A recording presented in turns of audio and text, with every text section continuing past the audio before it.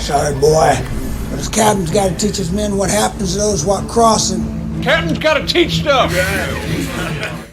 Good morning from the Batcave. It is Friday, July 26, 2024, and I'm going to get into, in this Defending the Canon series I'm doing, we're going to get into the book of Jubilees right now and show you how I believe this is what Paul is talking about when he talks about endless genealogies.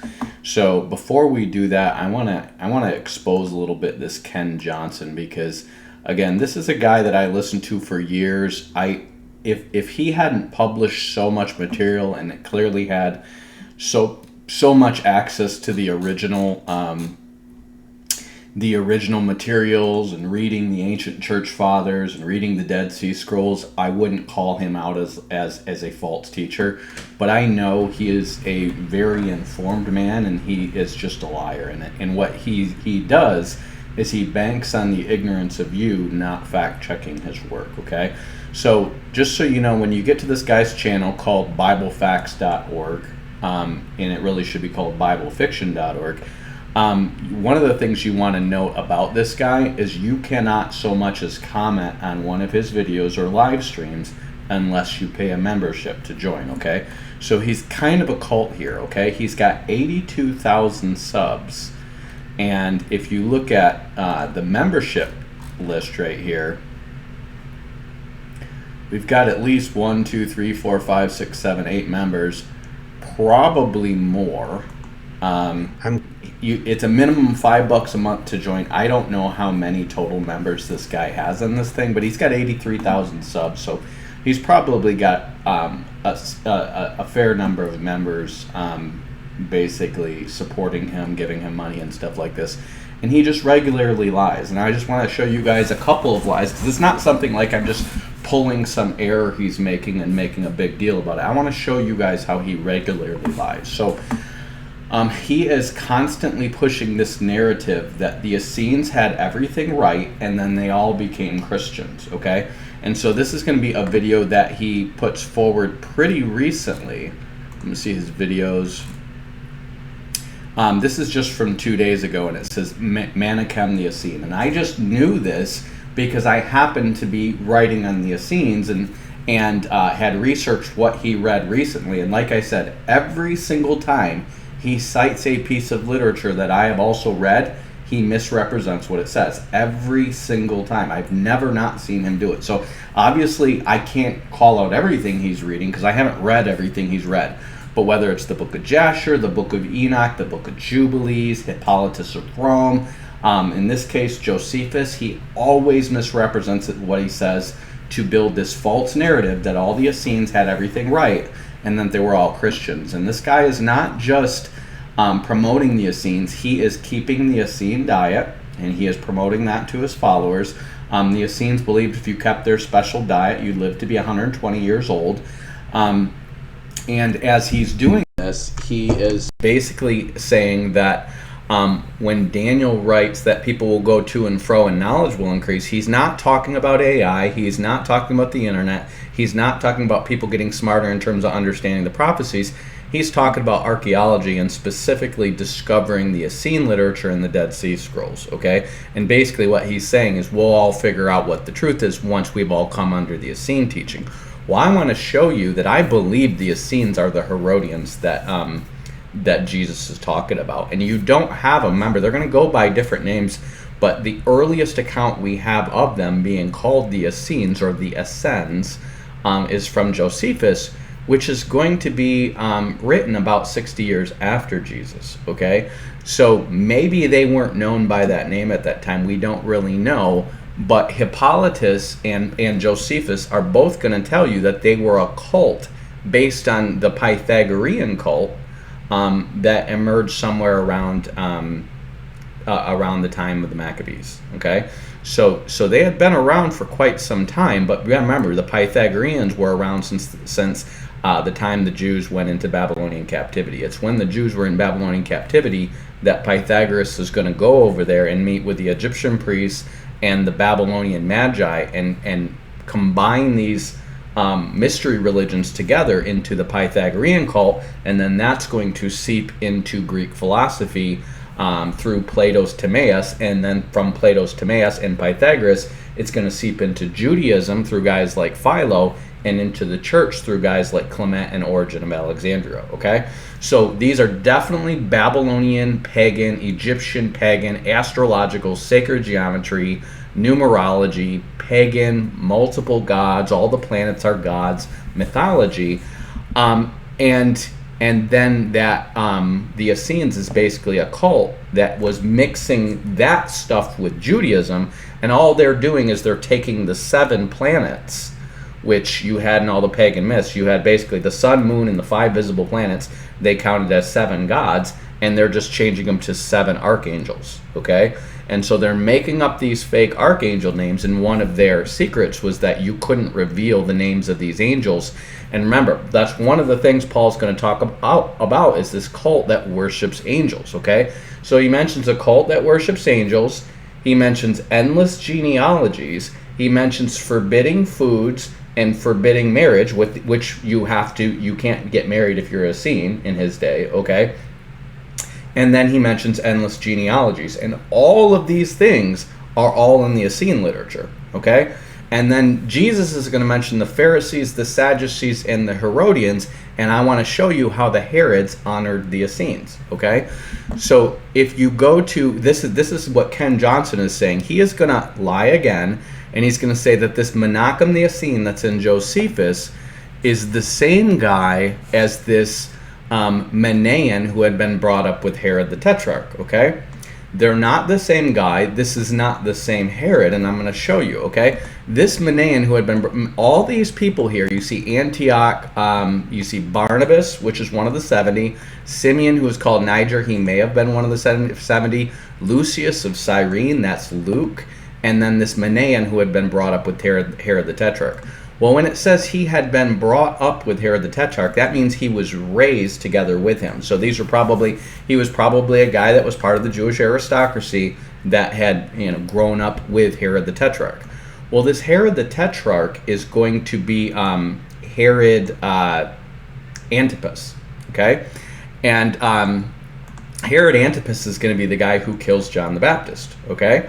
His father, Herod the Great, is going to be the one who builds Caesarea and expands the temple, and that's the one who kills the babies around the time of Jesus, okay? So they're both evil men, okay? But they honor the Essenes. The Essenes is who they follow, and I'm going to show you how his claim is false, and these guys are actually, it proves that the Herodians are the Essenes, okay? So, this is in Josephus, and the book is going to be Josephus's Antiquities of the Jews, and this is going to be book 14 of the Antiquities of the Jews, and this is going to be chapter 10 and 11, okay? So just so you know, so you can get this book for free online. I have a hard copy of it. It's been in print. I mean, I got it from my grandpa from the 70s, but you can get this whole book for free online. And if you just use your search bar on a tool like this and type in Essenes, or if you're using any browser on Google, you just put Control F and you type in the word Essenes. It's Essenes. This is what the word they use for Essenes. It's going to show you everywhere the word Essenes is used in the book, okay? And I use this to research for the book that I'm writing right now. I actually use the hard copy of the book for my Rightly Dividing book. So I didn't know all this information when I wrote my Rightly Dividing book because I was just using the index to Josephus's book rather than using the search tool for the Josephus writing, which is a lot better, okay? Now, in chapter 10 of this book, I want to show you what the main topic of the book is. So it says, how Herod sent his sons to Rome, how he was accused by Zenodorus of the Gadarenes, but was cleared of what they accused him of, and withal to himself the goodwill of Caesar concerning the Pharisees, the Essenes, and Manahem, okay? So this is the Manahem that Ken Johnson has talked about right here is Manahem the Essene, okay? He is actually reading this writing. Now, the Herod that he's talking about is not Herod Antipas. This is Herod the Great. This is Herod Antipas's dad, okay? You can tell because if you just go to the previous chapter, he's going to talk about concerning the famine that happened in Judea and Syria, and how Herod, after he had married another wife, rebuilt Caesarea and the other Grecian cities, okay? So this is Caesarea being rebuilt. And then it's going to talk about, after that, it's going to talk about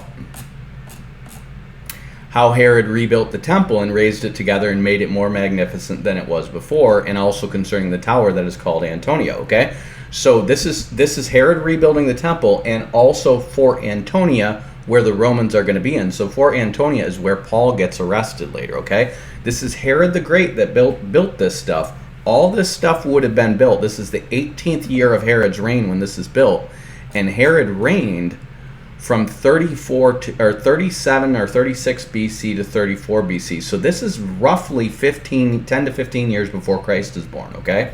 So I want you to understand this, because when you get to this Manahem, who was brought up with Herod the Tetrarch, his son, this guy is going to be in Antioch around the time that Paul is sent out to go to the Galatians. And this is going to be around 48 BC, okay? So from this guy being a prophet at Antioch to Herod building the temple, you have about 60 years, okay? But you have to go back even further to Herod's childhood, okay? And Herod was born in 72 BC. So what you're looking at is 72 BC to about 48 AD, okay?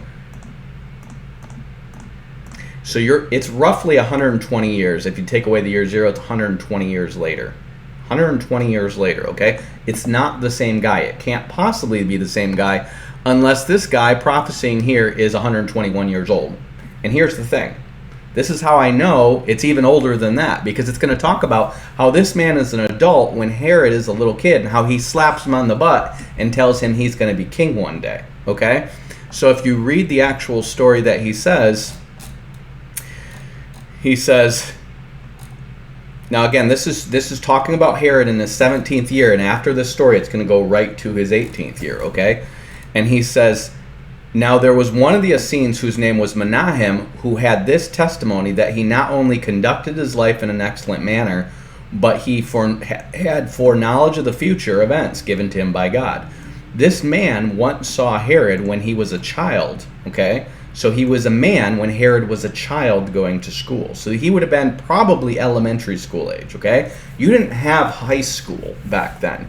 You had childhood school, and then you might have had the academy if you were rich and you had adults, okay? But these guys typically had tutors, and once they were in adulthood, they were raised more by like mentoring or like what is it called? Apprenticeships, okay? So this is Herod. Remember, Herod the Great, his dad is the first one who becomes the king of the Jews, because he's working with Caesar in his civil war against Pompey, okay? That's how his dad gets to be the king. So there's no reason for this Herod to believe he's a king, okay? He is an Idumean, and I think maybe, no, I'm sorry, he's not, he's just an Idumean. He's not even a Jew, okay? So here's an Idumean. Now, no good Jew is going to tell an Idumean, hey, you're going to be king one day, okay? But this is what the Essene prophet says to him. He says, now this man saw Herod when he was a child, and going to school, he saluted him as king of the Jews. But he, thinking that either he did not know him or that he was in jest, put him in mind that he was but a private man. In other words, he was a kid, and he's just like, he's not anything. His dad is basically like a warlord or something like that. He's some kind of leader among the Idumeans who basically helps Pompey, and that's how, he does help Pompey, and then he helps Caesar against Pompey, and that's how he basically gets the rule of Judea. And then Herod, he has his son marry one of the Hasmoneans, and that's how he legitimizes him as taking over the Hasmonean line, okay? So he says, but Manahem smiled to himself and clapped him on his backside with his hand. So he's a kid, he slaps him on the butt, and he says, however, that thou wilt be king and wilt begin to reign happily, for God finds thee worthy of it. Okay, now remember, this is the Herod that kills all the babies in Jesus' time, and this guy is saying God finds him worthy to be king. Okay, and he says, and do thou remember the blows that Manahem. Now this is one of Herod's friends talking to him. He says, do thou remember the blows that Manahem had given you, and being a signal of the change of your fortune, and truly this will be the best reasoning for thee, that thou love justice towards men, and piety towards God, and clemency towards your citizens. Yet I I do know that the whole conduct, that how thy whole conduct will be, that you will not such for one, for thou wilt excel all men in happiness and obtain to everlasting reputation. Okay? This is what this Essene is saying about Herod, who kills all the babies. But will forget piety and righteousness, and these crimes will not be concealed by God at the conclusion of thy life, when thou wilt find that he will be mindful of them and punish time for them. Okay? Now at that time Herod did not attend to what Manahem said. So he is telling him he is going to turn wicked at the end of his life, but he's telling him he's going to be good before this.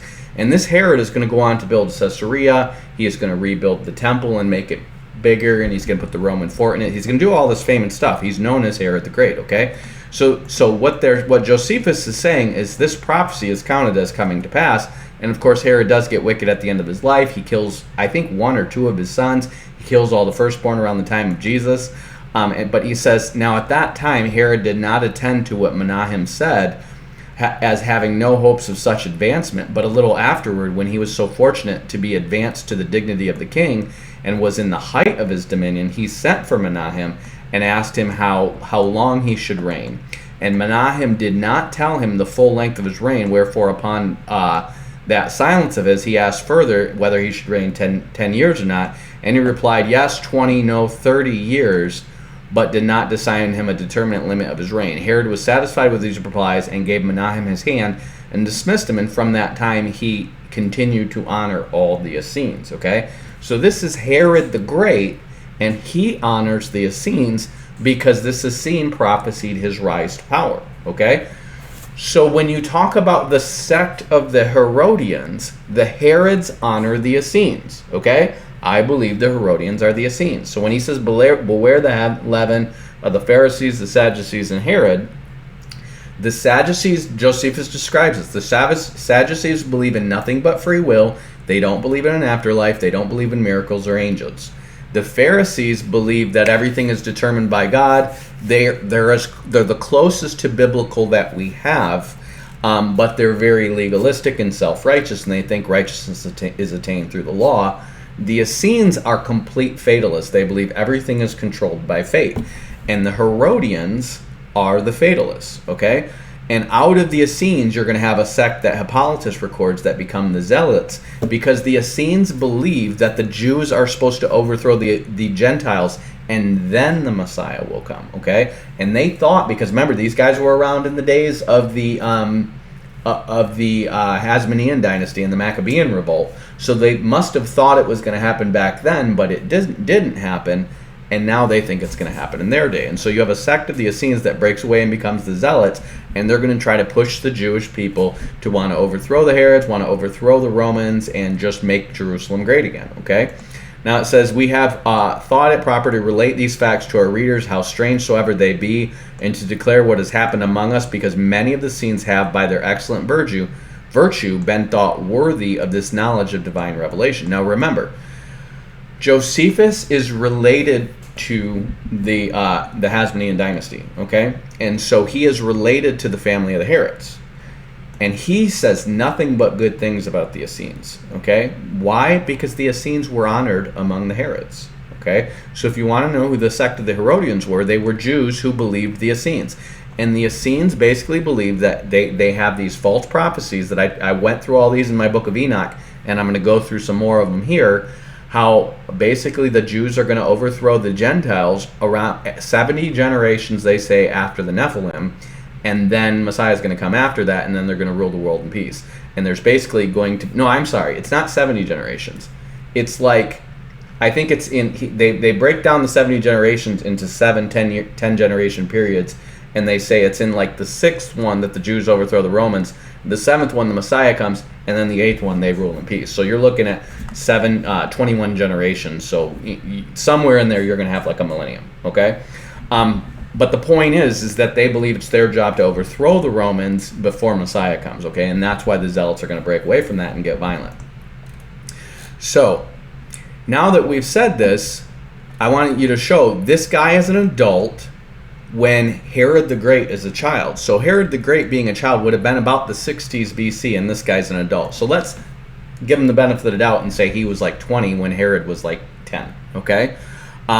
even still, you're going to have this guy born somewhere around the 80s BC, and in Paul's day, when you get to this Manahem, who was brought up with Herod the Tetrarch. Remember, that means he was raised up together with his son. He was his son's age. Okay, the difference between these guys is going to be somewhere around 60 years.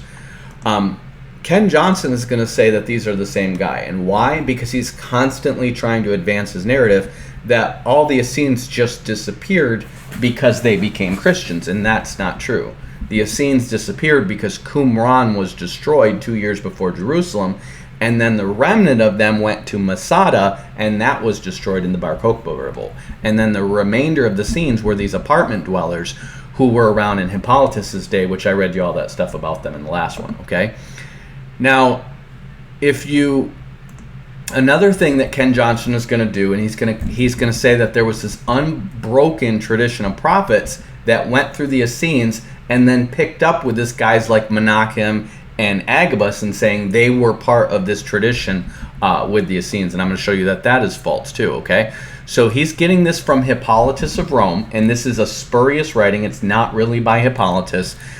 This writing you can find this is in ANF 05, so that's the Ante-Nicene Fathers 5th volume of Philip Schaff's series.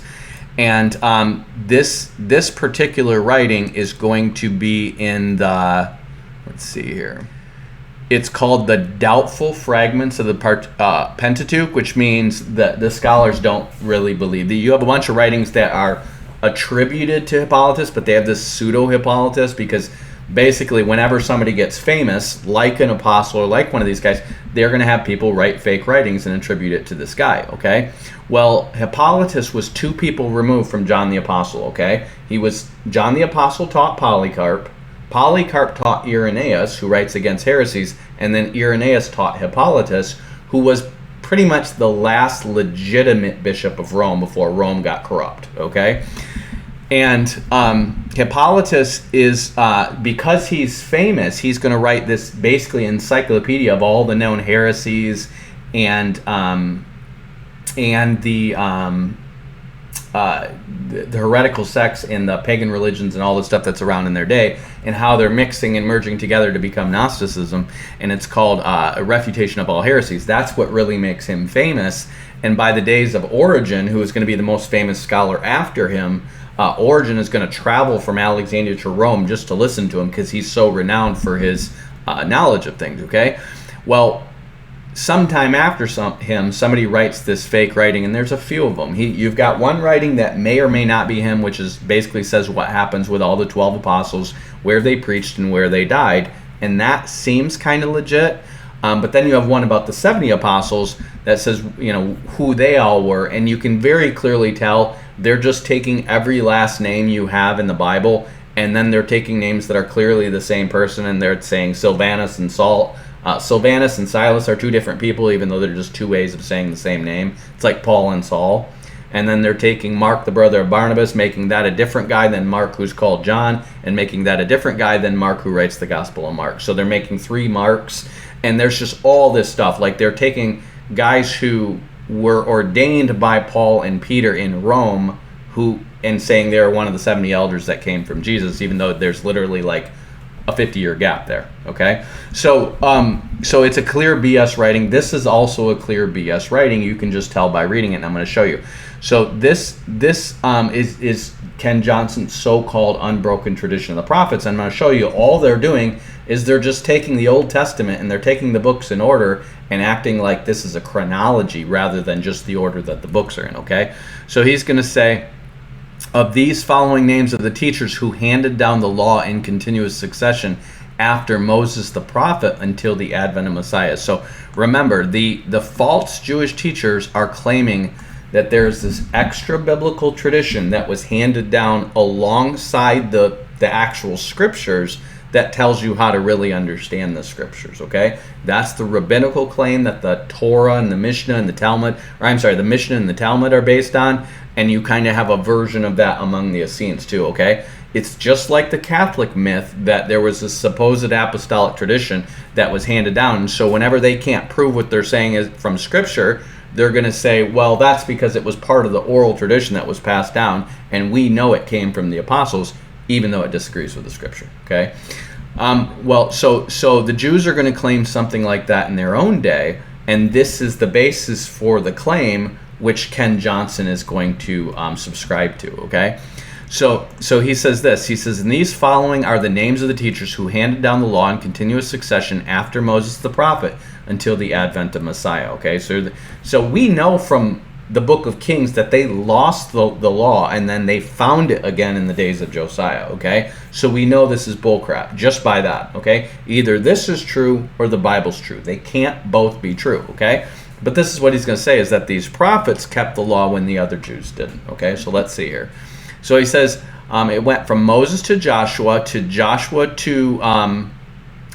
Anathal, that's Othniel, okay, to Othniel to Jehu to Shagmar to Barak, from Barak to Gideon, from Gideon to Abimelech, from Abimelech to, this is going to be Tola, this is Taleg, from Taleg to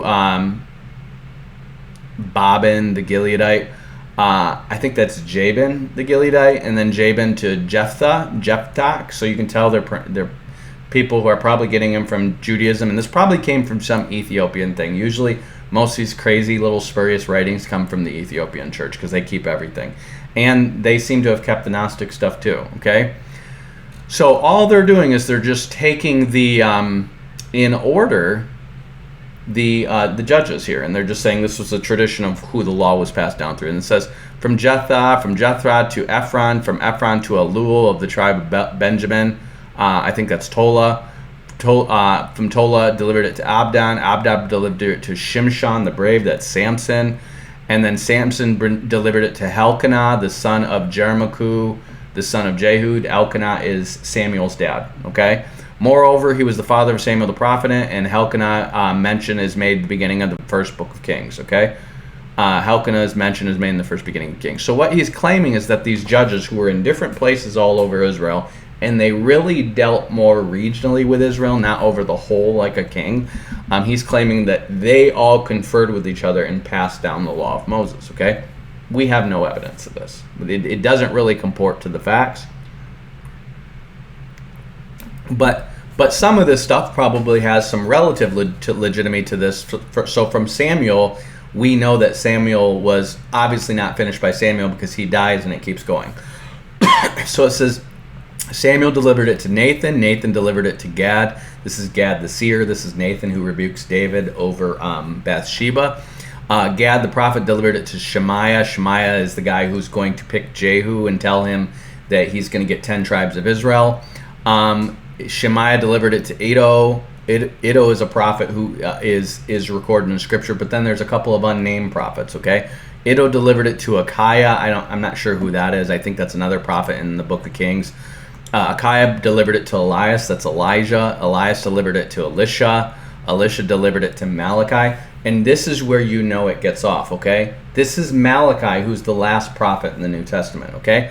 Why is he delivering it to Malachi? Now, maybe he meant to say Micaiah because there is this Micaiah who is in the Book of Kings around the time of Elisha, but he's in prison. Okay, he's in prison while Elisha's free. So why would he deliver it to him? Okay, this is in the days of Ahab. Okay, then it says Micaiah delivered it to Abadiah, and Abadiah delivered it to Jehudah, and Jehudah delivered it to Zacharias the teacher. Okay. Now, it says, and in those days came Belshazzar, king of Babel, and laid waste the house and the sanctuary, and carried away the children of Israel into captivity of Babel. Okay, so right here you know this is not true. What happened to the Assyrian invasion? They just cut it out. Okay, so whoever is writing this list is so ignorant, they don't know about the division between northern and southern Israel and the Assyrian captivity before this. So you've got basically Elisha, and you've got 3 prophets, and then you have this guy is probably supposed to be like Nebuchadnezzar, Belshazzar, who carries them away to Babel. Okay, now pay attention to this because he's going to say this is after Babel, and most of these prophets are before the Babylonian captivity. He says after the captivity of Babel, Zechariah the teacher delivered it to Isaiah the prophet. Isaiah is in the days of Hezekiah, 100 years before the Babylonian captivity. Okay. And then he says Isaiah to the son of Amos. Amos is another prophet in the early days of Isaiah. Isaiah delivered it to Jeremiah the prophet. That's 100 years after Isaiah. Jeremiah delivered it to Ezekiel. That's Ezekiel. Ezekiel delivers it to Hosea. That now we're going back to the days of Isaiah.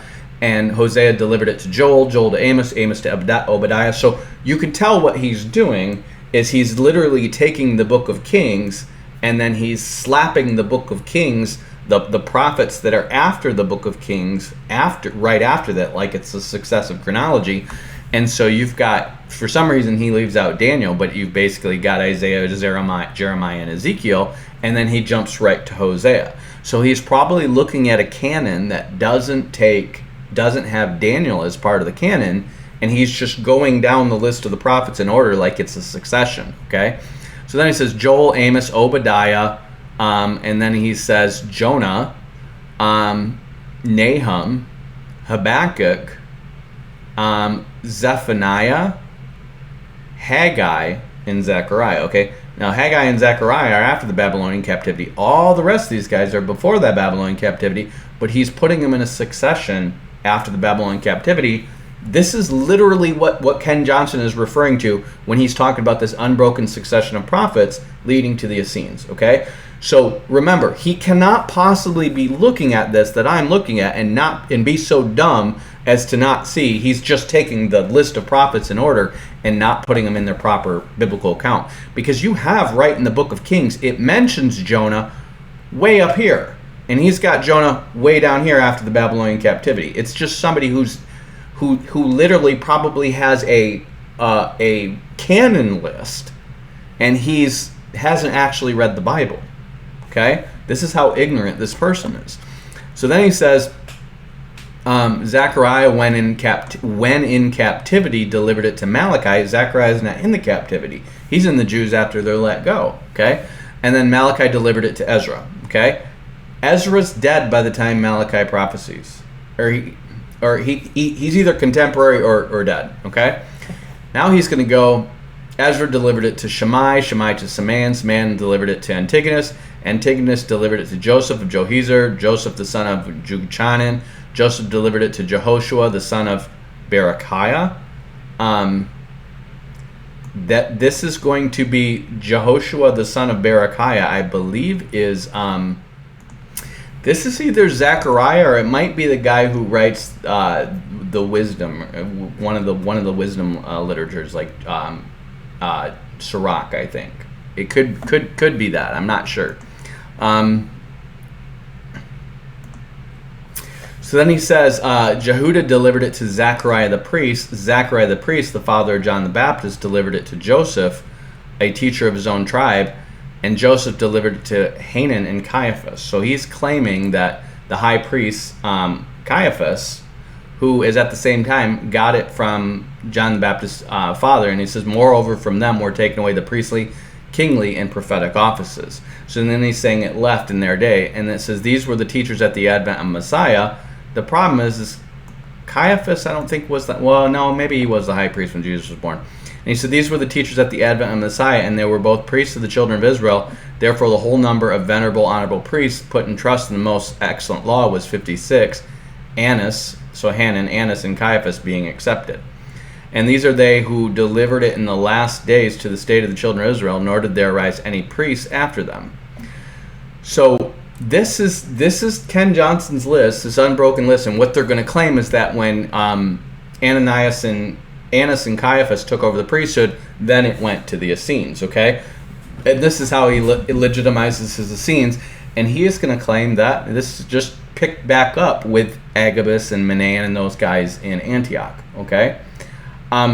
He's lying. If you can read this list and not tell that this list is a lie, it's a bullcrap tradition. But what he is claiming is just like a Catholic tradition, that we've had this unbroken tradition of people keeping this backlog of behind-the-scenes information on how you understand the law. That's legitimate, and it's now being revealed to you in the last days, okay? This is what the Catholics do. This is what the Mormons do. This is what every cult does. We have secret writings. We have a secret tradition, and that secret tradition has preserved the real truth and what you have published is not the real truth. Okay? It's not true. The Bible we have is legit. Okay? There has been a ton of effort and a ton of scholarship and a ton of fighting and debating over whether or not we do the Bible. Now, I'm not saying that the Bible is word perfect and that King James is perfect or the critical tradition is perfect. I'm saying it's generally very well attested to and very well scrutinized and fought over to make sure it's right. And so whatever version of the Bible you have is going to be way more legitimate than anything you find in the book of Jubilees or in the book of Enoch. Okay? You're going to have a word here and, theological bias there and stuff like that in the interpretation of these things, but the Bible itself is legit. We don't need to really doubt that, okay? But Paul is going to talk about these things that are creeping up in his day. Remember, he talks about in 1 Timothy, he's going to talk about people who forbid marriage, people who forbid foods that God meant to be received with thanksgiving. Those are things that the Essenes do, okay? He's going to talk about endless genealogies and old wives' tales, okay? And endless genealogies, I believe he's talking about the book of Jubilees. I think this is secret literature that's floating around, and not your mainstream people don't have access to it because the Essenes are keeping it secret, okay? Now, if you read what Hippolytus says about the Essenes, he says they were forbidden from sharing their writings with anybody, and they were forbidden from mentioning the names of these angels that they invoke, okay? So it was a secret cult. But you would have gotten hearsay coming out about these guys having claims of angels that they invoke their names in prayer. That's worship of angels. And then these genealogies that are much longer and have better stuff than what the rest of the Christians have, okay? Now, you're going to have multiple versions of endless genealogies, and I want to show you where I believe the sources are for all these, okay? So the first set is you're going to have, and this does make it into the Bible, okay? In the Zoroastrian tradition of the Magi, okay? You're going to have the original Zoroastrian tradition seems to go back to as late as the 1700s BC, okay?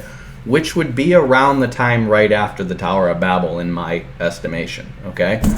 And they talk about this Chaonian dynasty, which is a religious order that this guy, there was a Pishdadian dynasty that lasted for 2,000 years, and then it was followed by this Chaonian dynasty, okay? And Zoroaster is the leader of this Chaonian dynasty, and this Chaonian dynasty was ruled by this Vishtaspa, who basically was the king who was fighting to spread this new religious dominion after this 2,000-year dynasty that starts with a guy who wears animal skins, a son that gets killed, and then a good line that comes from the son, and then a wicked line that comes from some devil, and that one lasts for about 10 kings, about 2,000 years, okay? And these kings rule between 500 and 1,000 years, okay? So I believe that this is their corrupted version of Adam to Noah, okay? It doesn't specifically account a flood, but it does account this dynasty of guys ruling between 500 and 1,000 years, a guy who wore animal skins, and a guy who, and one of his sons gets killed, okay? So it seems to be that, and then after that dynasty ends, of these people who apparently have these long lives, then you have this Vishtaspa in this Chaonian dynasty. And what I believe happens is that the Jews, whoever was involved when writing the book of Jubilees, translated this Chaonian dynasty into this Canaan, the son of Arphaxad, who's only in the book of Jubilees and in the Gospel of Luke, okay? You won't find him in Chronicles, you won't find him in Genesis, okay? You find him in the genealogy in Luke and in the book of Jubilees. That's it, okay? So, does Luke have an error, or is this Chaonian guy, this Canaan guy, the son of Arphaxad, legit? Well, put it this way. If the genealogy in Luke is true, the genealogy in Genesis and Chronicles is false, okay? Because they have a missing generation there, and they're consistent. You can tell that whoever is writing Chronicles is taking it from Genesis, okay? So you've got two witnesses attesting to this thing, and then you have this third witness over here in Luke that disagrees with that. And it doesn't just disagree with that. That disagreement changes the timelines and changes how long it is from period to period, because you have to add a generation in there, and that's like 30-year difference, okay? Now, is that a huge difference? No, but I think if this Canaan guy was real, he would have been like a brother of Salah and not the father of Salah, but they would have both been sons of Arphaxad, okay? That's the only way it would work, that this guy's legitimately this guy's son, but not like deleting a generation out of the genealogies, because they didn't seem to do that. The guy who writes Matthew seems to do that, but you don't seem to have that done in Chronicles or Genesis. They don't seem to be leaving out genealogies, okay? So this Cainian dynasty, I believe, is where they get Canaan from, because remember, Daniel's over the Magi, and the Jews would have been mixing with the Magi. Jewish scholars would have been mixing with the Magi. Daniel would have definitely pulled in Jewish scholars into the king's wise men, because he's over the king's wise men for like, I think it's like 60, 70 years. It's a long time, okay? So he would have been pulling Jewish ideas into this. The Magi probably would have been mixing Jewish ideas, and probably between the two, they come up with this idea of this guy named Canaan, who started the first astrological cult based on this hidden book or hidden tablet or hidden something that was found by this grandson of Ham, okay?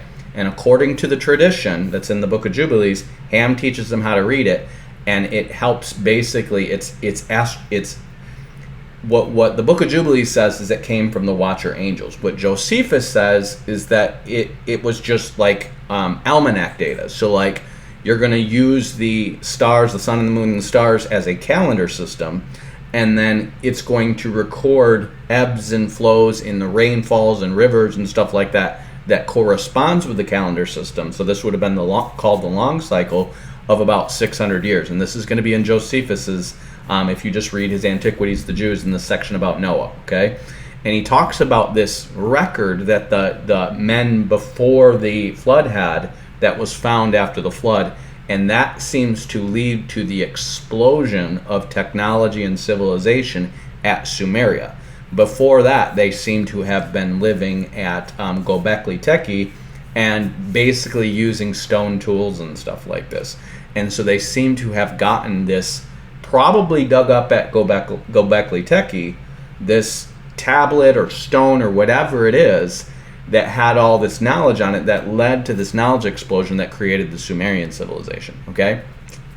But we know that Göbekli Tepe was deliberately buried after that, and so what you probably have is Noah and his sons ordering it to be buried, because there's a bunch of occult stuff and a bunch of knowledge that they don't want. But what you have then is this civilization go separate and go down to Mesopotamia and start the Sumerian civilization, which tries to keep the descendants of Noah together when Noah is ordering them to spread out and disperse throughout the world, okay? And that's why we think civilization started in Sumeria, because it's so much more advanced than everything else around it, okay? It's because they got this secret knowledge from before the flood, and so they knew how to plant, how to sow, the short and long cycles, the rain cycles, probably stuff having to do with metallurgy and medicine, all this knowledge that mankind had accumulated before the flood, which was written on stone. So again, this is in the book of Jubilees, this is in Josephus, and it's also in the book of Enoch, okay? But they're going to say different things about it. But what Jubilees says is that it was this Canaan guy who is the one who found it and was taught how to read it by Ham, okay?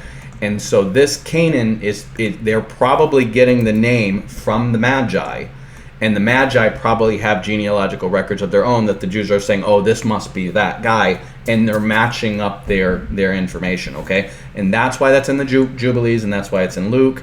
It wouldn't have been in Luke if it wasn't in some official Jewish records that were going around, okay? And the book of Jubilees doesn't seem to be going around. It seems like it's a secret Essene literature, but somehow this Canaan being in the ancestry of Abraham is apparently in the temple records because Luke's able to get it, okay? So that's one set of changed genealogies. Now we're going to have a second set, and this is going to be your Egyptian Jews, okay? So remember, in the time of Jeremiah, when the temple is destroyed, you're going to have all these Jews that go down into Egypt. Now Jeremiah tells them not to go to Egypt, but they go anyway, okay? They literally come to Jeremiah. This is in the end of Jeremiah's book, okay? and I think it's in the end of the book of Kings too, or Second Kings, okay? And then they say, we should have listened to you. If we had listened to you, Babylon wouldn't have been destroyed and wouldn't have had all this. Now tell us what the word of the Lord is and we'll listen to you. Should we go into Egypt? And the reason they are worried about it is because some Ishmaelite kills the governor that Nebuchadnezzar sets over Judea, okay? And they're worried that Nebuchadnezzar is going to come back and take vengeance on them. And Jeremiah says to them, by the Lord, he says, no, you stay here and submit to Nebuchadnezzar. The problem is that you guys don't submit to Nebuchadnezzar. That's why he wrecks your stuff, okay? So stay here and submit to him. Don't worry about him taking vengeance on you over this governor, okay? Just trust in the Lord. Well, they don't trust in the Lord, and they go into Egypt, okay? And so this is where you have, you do have this Heliopolis tradition, which is or Elephantine Island, which is like, there seems to be a sect of Jews who went to Elephantine Island and started a replica of the temple and a replica of Jewish worship. And I'm not sure exactly when that is, but I think that's before the destruction of Babylon. So I don't know if that's the same thing. But then you have the Jews go down into Egypt during the days of Jeremiah. And by the time Alexandria gets built in the days of Alexander the Great, it would have been a pre-existent city that he expanded and named Alexandria. That's where the Jews are mostly living. Okay? Well, these Jews who lived down in Alexander the Great, when Alexander the Great takes over, they're going to make a Jewish version or a Greek version of the Pentateuch, which grows and expands to incorporate other literature. Because remember, you don't have the whole Bible at that time. They have the Pentateuch, just like the Samaritans have the Pentateuch, but they don't have the whole Old Testament because that's not going to be pulled together until you have Ezra, Nehemiah, Malachi, and all these guys finish it off, okay? So these Jews have the Pentateuch, and then when Alexander the Great takes over, they're going to have the Pentateuch, they're going to translate it into Greek, okay? And there's going to be this mythological legend about these 72 scribes that did it, blah, blah, blah, 6 from each of the 12 tribes. One, the idea that you have 6 scribes from each of the 12 tribes when the book of Chronicles doesn't even have anybody from Daniel or Zebulun in it is absurd, okay? The idea that the guys who wrote the book of Chronicles don't have any records of anybody among them from the tribe of Dan or from the tribe of Zebulun, but these Jews down in Egypt, hundreds of years after the Babylonian captivity and the Assyrian captivity, somehow have 12 Danite scholars among them and 12 scholars of Zebulun, or 6 scholars from Zebulun and Issachar and all these tribes among them is just stupid, okay? It's not true. But at the same time, around that time, remember, Alexander the Great is going to take over somewhere around, I think, like the 330s, 340s BC. Well, in the 3rd century BC, this guy named Manetho is going to study all the Egyptian priestly records and hieroglyphics and all this stuff, and he's going to come up with this Egyptian history. And that Egyptian history is going to trace back Egypt's history, not just the history of the people of the world or even the people of Egypt, but their actual history of their kingdoms and dynasties back to this mythological 3100 BC, okay? And most of your scholars are going to agree these are mythological dynasties. You have the Egyptians doing this. You have the Magi doing this, but theirs is probably a corruption of the actual book of Genesis account. You have the Sumerians Kings list doing this, and this is probably guys under Nimrod or some successor of Nimrod that is trying to convince you that they were descended from the gods, okay? So these are fake accounts. And then you have similar fake accounts, I believe, among the Ganges River civilization, which are going to be the cousins of Nimrod, okay? So all these are Hamites doing this. They're all these empires that are trying to convince you that they're descended from the gods and that their ancestry is much older than human history, okay?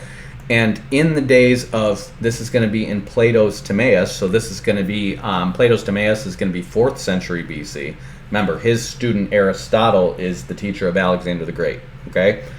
Plato is going to talk about how the Egyptians before him, in the days of Solon, so like 100 years before him, were telling the Greeks that their history goes back way before all their history, and that the Greeks are ignorant because they only know of one great flood when there's actually been many great floods, and the world is thousands and thousands and thousands of years older than they suspect, okay? Well, the Egyptians are lying, and the Egyptians are trying to convince people that they were descended from the gods, and they lasted a lot longer, and their mythological, mysterious history is older than any known human history. Okay, while you have the Greeks, whose history is a train wreck, they still trace things back to a man named Deucalion and his wife Pyrrha, who survive a flood and repopulate the earth. Okay, you still have that in the days of Plato. You also have records of people who are teaching people to sacrifice rams for the forgiveness of sins, because the Danites are among them. Okay, the Danites have been sailing among them by this time for about 1,000 years. Okay, so this Manetho is going to trace Egypt's history to around 3100 BC, and so what you have after that, you also have pre-dynastic hieroglyphics that seem to trace Egypt's history, pre-dynastic Egypt. In other words, the history of Egypt before their dynasties to 5000 BC. Well, do the math on that, and if you have Egypt really starting around, let's say, a century or so after Noah's flood, let's say it's starting around 2000 BC, let's say around the death of Noah, okay? You would have the start of human civilization be about, the flood is 1650 years, so this is literally like 250 years after the flood. This is the beginning of Earth. But you see how they've added like 1800 years, okay? So what you have, or I'm sorry, they've added, I think they've added about 1100 years to human history, okay? So what's really occurred is their civilization goes back to around 2100 BC, which is going to be around the time of Abraham, okay? And so these are some of the first, when Abraham's dealing with the Egyptians, these are some of the first kings of the Egyptians here. These are the first dynasties, okay?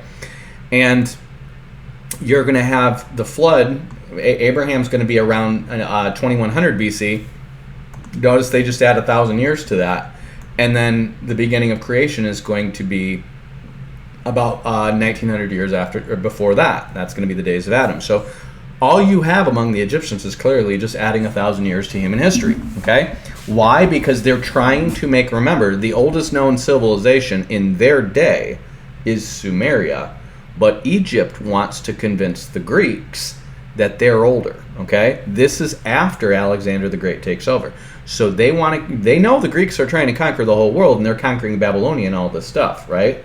So the Egyptians are trying to convince Alexander through their priesthood and stuff like that they are the oldest civilization on the earth, not the Babylonians, okay? So remember Alexander's mission. He's a student of Aristotle, and Aristotle has basically got him on a mission to collect all the knowledge of the earth into one civilization, and through this, they're basically going to figure out God. Okay, that's literally the Platonic. That's what the quest for the internet is. It's let's create a God through all the knowledge we have. Okay, and Alexander was on that quest. Okay, he's a psychopath. So what you have is the Jews living among these people, and they're saying that their history goes to 3100 BC. Okay, well remember the Jews among them want you to believe that their records are the oldest records, and the Egyptians are saying, no, we've got very clear records that it's much older than the Jews have, okay? So what do the Jews there do? They add 1,800 years. They just arbitrarily add 100 years to every genealogy between Adam and Noah, and every genealogy between Noah and Abraham. They just add 100 years to each one of them until you get an extra 1,800 years. And now the Jewish record goes back beyond what it should have been. Remember, this would have been around 3,800 years after 3,800 years after creation, 200 BC. Okay, so you got 4,000 years there, and they're extending this by 1,800 years, and so you get to 4,800 years. Well, that is very much closer to 5,000 BC. It's within 200 years of the Egyptian records of where human history came from. But the point is it places Abraham as he's roughly aligning with the Egyptian records that they can take, but they take the stuff before Abraham and they roughly line it up with the ancient Egyptian history. Okay, remember, these are Jews in Egypt who are doing this, so it's clear they're adding the 1,800 years, and this addition of 1,800 years is going to lead to people thinking, because they believe in this 7,000 year history thing that Barnabas teaches them and Irenaeus teaches them, and since they believe the world is like 4,800 years old by the time Christ is born. It's 5,800 years old by the time Christ is born. They believe 200 years after Christ is when they enter into the millennium. And when it doesn't happen, this is why you have the Montanists predicting the end of the world coming soon in it's going to be like the 30s through the 70s in the 2nd century, okay? Because to them, they're 30 years away from it. They're like as close as we would have been around the year 2000, okay? And so these guys are saying it's coming soon, it's coming soon, it's coming soon, and you have all these predictions about the end of the world until you get to the end of the 2nd century, and that's when you have guys like Clement and Origen allegorize the stuff and start talking about amillennialism, okay? Because their records are wrong, because they're all reading the Septuagint, okay? Well, the Masoretic text doesn't have that because the Masoretics were from Babylon and they were never living among the Egyptians, so they were never trying to compete with Egyptian records, okay?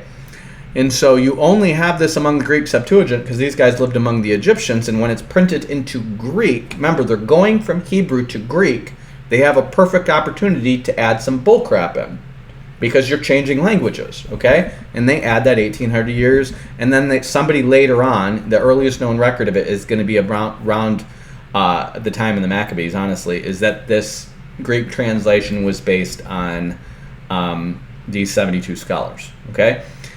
And in the time of the Maccabees, what you're going to have is, this is in 2nd Maccabees, the John Hyrcanus is going to tell him, hey, we have all these other writings that came from, that were collected by Nehemiah, and they're from the house of David. So these are going to be the Davidic writings, and it seems like by that time, they have the Pentateuch, and then they've been translating the prophets into Greek, okay? And what Nehemiah is, or what John Hyrcanus is offering them is probably the writings, so Job, Psalm, Proverbs, stuff like that, okay? But what we never have really a completed full Septuagint, okay? That we know of before like the 1st or 2nd century BC. This is a progression of a tradition. It's not like these guys were running around with a full Septuagint back in the day, okay? We do have a Greek translation of Daniel, which was probably done under the Maccabees, and it's jacked up, and it's going to be one of the first things the Christians rewrite in Greek because it's so messed up, okay? And theirs is not as good as the one we have today, which is based on the Masoretic text, okay? It's kind of jacked up too, okay? But the Masoretes kept a tradition from Babylon. Remember, that's where Daniel was from, so they probably have a more accurate Daniel. And it never goes from Hebrew to Aramaic to Greek to Christian, or to the Christians and their translations. So it's not playing as much of a telephone game. It's closer to what the original was, and that's the Daniel that you have in your Bible today. Okay.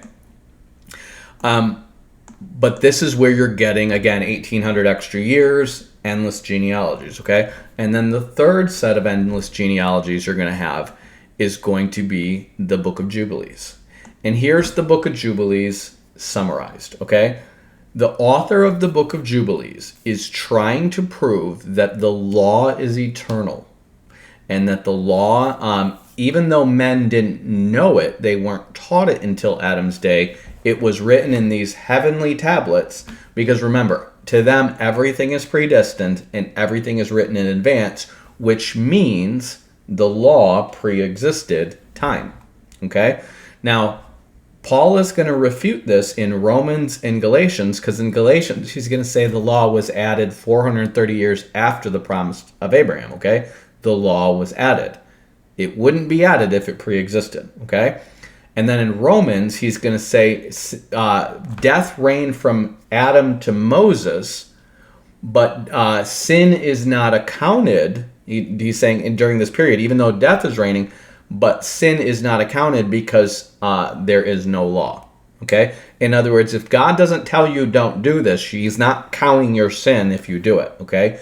God is counting what you do knowingly wrong, okay? That's why you have these things in the Old Testament about the Day of Atonement for the sins of ignorance. They're ignorant because they weren't taught this by their parents and their priests, okay? So sins they do in ignorance or accidentally, okay? But the law exists, and that's why there needs to be atonement made for them having broken the commands, okay? But he says in Romans 5, sin is not accounted where there is no law. So the Mosaic law didn't exist before Moses. There was no Sabbath law. There was no food laws. Noah was told he can eat anything that moves along the ground. Okay? And so anybody who's coming to you trying to convince you that the laws of Moses are the laws of God and they pre-existed Moses and they're eternal and they're valid for us Christians today, one is they're lying, two is they're anti-Christian. Paul refers to them, he calls them false brethren who teach this, and it refutes what Paul says in Galatians and Romans. And the earliest source of people who seem to have done this were people in the book of Jubilees, and they're fatalistic determinists, okay? Now, it's going to reemerge not from the Hebrew roots movement, but from the Calvinists who are going to say the law is eternal and it was written on Adam's heart. You can listen to, there's an interview with Joel Webben and Mike Winger where he admits this. He says, no, we believe the law that was written on Adam's heart, he had the 10 Commandments on his heart from the Garden of Eden. And then they believe that the Sabbath was just moved to Sunday, okay? That is bullcrap. That was invented by John Calvin, and that was pressed down among the reformers, because remember, they're trying to start a theocracy. They're post-millennial dominionists, and they're trying to start a theocracy, and they're claiming that the Ten Commandments is meant to govern human civilization, which it never was. It was meant to govern the Jewish nation in the land of Israel until Christ came. And why was it for just the Jewish nation? Well, Paul tells you, it was added because of transgressions until the promise, the seed who was promised came. Why? Because if they didn't add this law with all these punishments and all this discipline to keep them from sinning, they would have become just like the Canaanites, and God would have had to destroy them completely, and then he couldn't bring the Messiah through them. He couldn't fulfill his promise to Abraham. So he adds the law to rein in their sin until Messiah comes, so he can give them a new heart with new desires, and they don't need to be under a law anymore. Okay? That's what Galatians is teaching you. But your Hebrew roots people deny Galatians, and so do your Calvinists. Your Calvinists say that we're still under the law of Moses. I have heard multiple Calvinists teach this. It's not an uncommon thing. And then the Seventh-day Baptists are going to emerge out of that Calvinistic argument among basically the Reformed Baptists of England. Okay? And then they're going to come to America, and they're going to influence the Seventh-day Adventists, and the Seventh-day Adventists are going to influence the rest of the Millerites, and that's where your Hebrew roots movement is going to start, okay? It all goes back to the book of Jubilees and then reemerges in the days of Calvin, okay? Why? Because history is repeating itself. Remember, the Zealots came out of the Jubilees, came out of the Essenes, who read the book of Jubilees, just like the Christian nationalists are coming out of the Calvinists, okay? History is repeating itself. So, in the book of Jubilees, what this author is going to attempt to prove is that the Jubilee cycle, because he's trying to prove that the law is eternal, is that the Jubilee cycle goes back to Adam. Okay? This is false. The Jubilee cycle is about the land being given rest from the time Israel takes the land. Okay? This land being given rest, these is basically a year of rest every 7 years, is meant to, like the Sabbath day, represent both the creation, God rested on the seventh day, and the millennium, where the world or the land, the word for land and earth are the same, okay? The land or the earth is going to rest because the Messiah is going to be ruling, okay? And so it's a prophetic tradition that they're supposed to keep until Messiah comes. And then Messiah is going to explain it all, and then they don't need to keep that anymore because they're going to get expelled from the land, okay? So that's what the Jubilee cycle is. It starts in the fall, and this is really important. Daniel's 70th week starts in Nisan in the spring. The Jubilee cycle starts after the harvest in the fall, okay? There is no correlation. I don't care what Messiah 2030 or Sean at I'm a Hebrew Roots Judaizer false teacher says, okay? The Jubilee cycle starts in the fall after the harvest. Daniel's 70-week prophecy starts in the spring in Nisan in Nehemiah 2, okay? They're not related at all. Just because they both have sevens in them does not mean they're related. So don't anybody come to me and say the Jubilee cycles is about Daniel or Daniel's about the Jubilee cycles. It's not. That is a false teaching, okay? Now, the book of Jubilees is going to really try hard to prove that it has had this secret tradition that has always kept track of the Jubilee cycles And one of the ways they're going to do this is by claiming to have all this genealogical information about who everybody's wives were, who their daughters were, who married who, and not only is this going to go through the line going down to Abraham, it's going to talk about other people in the Table of Nations as well, okay? If there is any legitimacy to this genealogical information, they're probably getting it from the Magi. Because remember, the Magi would have been Semites descended from this Canaan who married in with the Medes, okay? And it probably comes from the Zoroastrian tradition, because I believe Zoroaster is just literally a title that means seed of the star. It's literally the Semitic word for star and the Semitic word for seed and the Japhethite word for star, and you have these Semitic Canaanites, basically, who are living among these Japhethite Medes, and they put that together, and they have Zoroaster. They have starseed, the son of the star, okay? And that seems to be an honorary title for whoever their high priest is of the Magi, because the Magi are a priestly tribe. And so by the time you get to Pythagoras in the 5th century BC, he thinks he's learning from the Zoroaster, when in fact it's a title that it's like their high priestly title, okay? And it goes down, and he thinks he's learning from the Zoroaster, when in fact it's really a tradition of a high priesthood that goes back to this Canaan guy, okay? So the Jews, remember under Daniel saves the lives of all the Magi, and they're probably conferring with the Magi and putting their records together, and that's where they come up with this Book of Jubilees stuff. So I'm not going to entirely discount the truth of this. I'm just going to say it's not necessarily legitimate, okay? There seems to be ample evidence in the archaeological record and the Bible that Noah and Naamah are married, which is Naamah is going to be the last woman mentioned in Genesis 4, and then Noah are going to be married. And they have her married to this other woman, Emzara, okay? And Emzara is who the people in the Ark encounter. They're going to write this Noah series, and it's going to be in the Ark exhibit and stuff like that. They're going to go by the Book of Jubilees and say that Emzara was Noah's wife, okay? I don't think Emzara was Noah's wife. If that is Noah's wife, it is probably a Magian name for Noah's wife.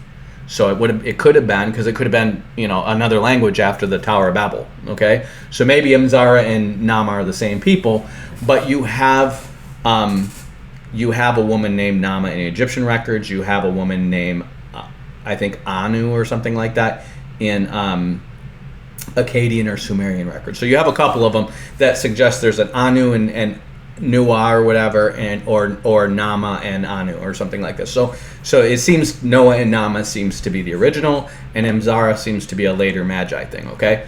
I don't know this for certain, but that's what I suspect it to be, okay?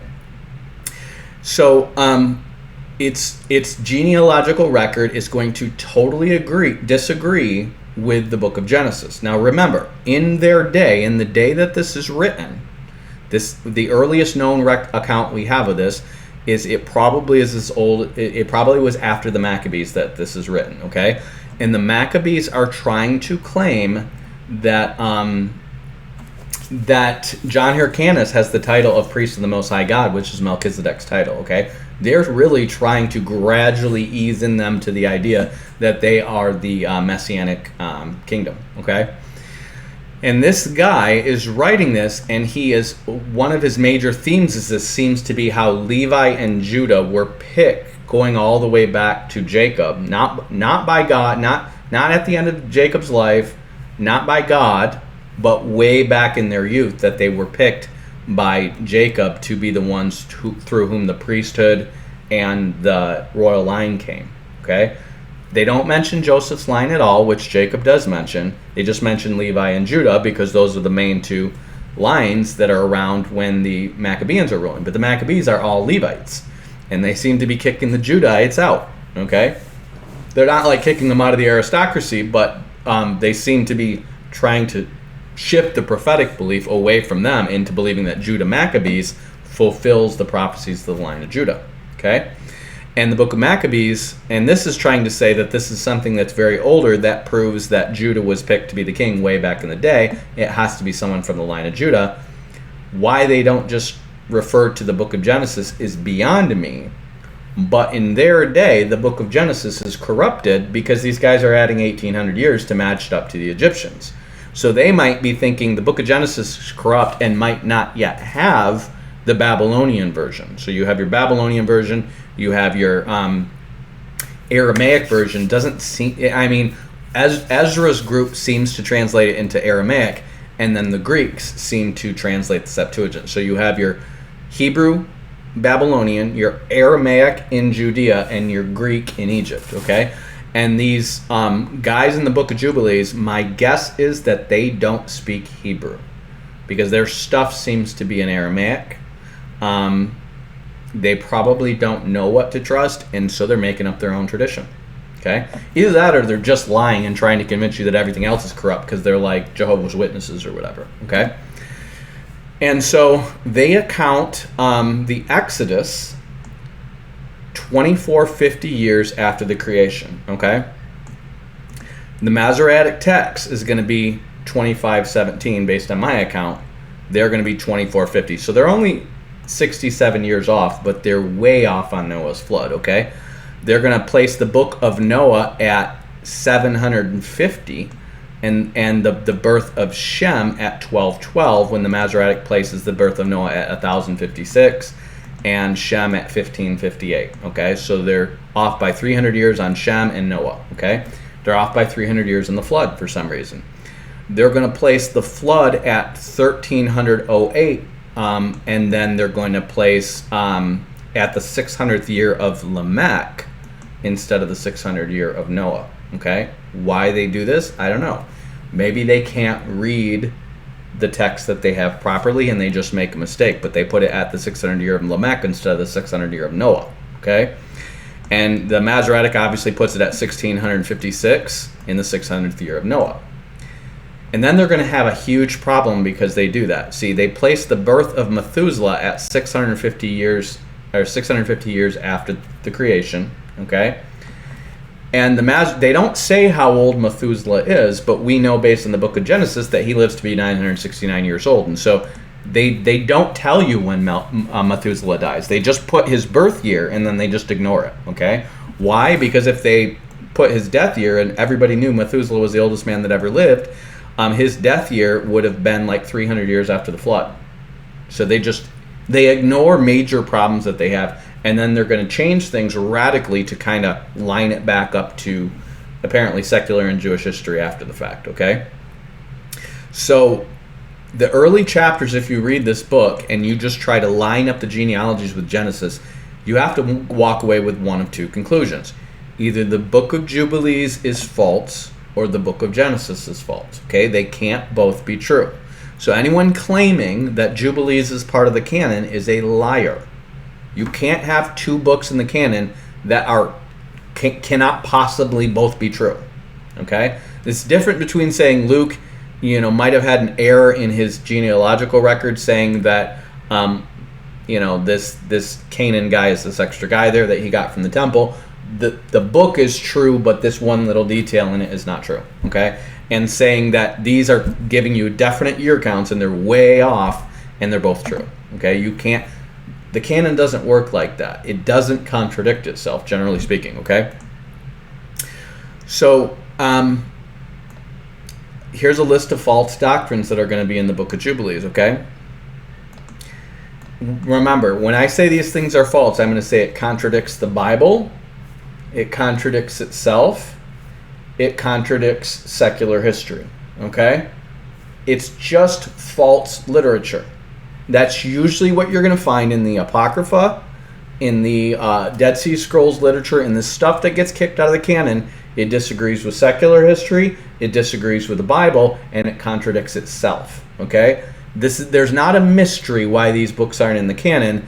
They're just stupid books, okay? They were fan fiction written by people who didn't do their homework that well, okay?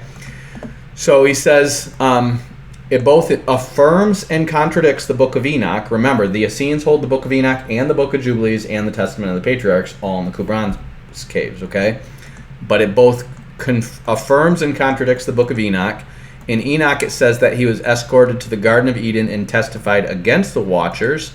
It purports to be a secret doctrine that is kept only for the spiritual elite. Okay, he's going to say that there's this angel named there's this angel named Mastema who is opposing Moses in Egypt, and then there's these other. It's using a plural we, and I don't know if this is the angel of the Lord, but the only other book that does that is the Quran. Okay, God never speaks to a man in using the word we.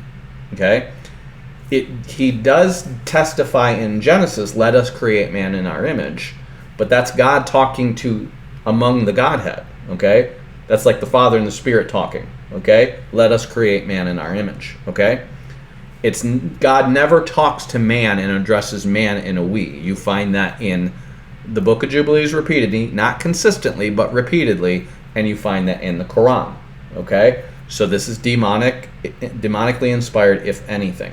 Okay, it says that the Lord has 4 places on earth: Eden, Sinai, Zion, and Paran. That they were eternally His places. Why Paran? Paran seems to be the mountain near Basra. Remember how the Lord comes up from Paran in Edom, which is where He seemed to have been before He came up and took His place among the Israelites at Mount Sinai. Okay, he would have been kind of watching over Job and his descendants. Okay, it claims that an angel wrote the law of Moses when the law of Moses was written by the Lord. Okay, or it was written by Moses as dictated by the Lord, but the 10 Commandments were written by the Lord. It affirms that our fox head was born 2 years after the flood. So it somehow, even though the flood is off by 300 years, it's going to start to try to line stuff up. And it's not really clear how it does that, okay? Then it talks about this Canaan being born in 1735, so 64 years after the flood. And again, I'm guessing they're getting this from records from the Magi, okay? Either from the Magi or from cuneiform. Because these guys are talking about these heavenly tablets just like the book of Enoch does, okay? And these angels are claiming that these heavenly tablets are written in heaven and that they're going to be preserved and that they're going to get them in the last days, okay? Then it talks about Noah dividing the earth in 1569 AM. Now that would be before the flood by the Masoretic text, but 2 years after Peleg is born, okay? Then it says that the angels taught Noah pharmacology. Okay, remember, the book of Enoch is going to say that the angels taught Enoch pharmacology. Here it's going to say that the angels taught Noah pharmacology, so they're going to conflict with each other, okay? But it says they taught Noah pharmacology both for healing and seduction, okay? So what are we talking about? We're talking about drugs for medicine and drugs to get high on. Okay? They're saying that the angels taught this to Noah. So do not make any mistake that these guys are druggists in general. Okay? So then he says, it affirms that Noah dies at 950 years. This is where it agrees with the Bible. But the year is going to be 1659, which by the Bible is 3 years after the flood. Okay? Then approximately 20 years later, it says that Noah prays to have the Nephilim spirits removed, and 9 out of the 10 of them are removed to Sheol. Okay? So this is where you get the positive affirmation that the demons are spirits of the Nephilim. Now, I think that kind of makes sense, but the Bible doesn't say it anywhere. But this is where that tradition seems to come from. Okay? Now, it places the Tower of Babel project a little over 100 years after the flood. No, I'm sorry. 1645 AM. Noah divides the earth in 1569, so about 100 years after Peleg is born, okay? So both the division of the earth by Shem, Ham, and Japheth and the Tower of Babel are in the life of Peleg, okay? But you're still...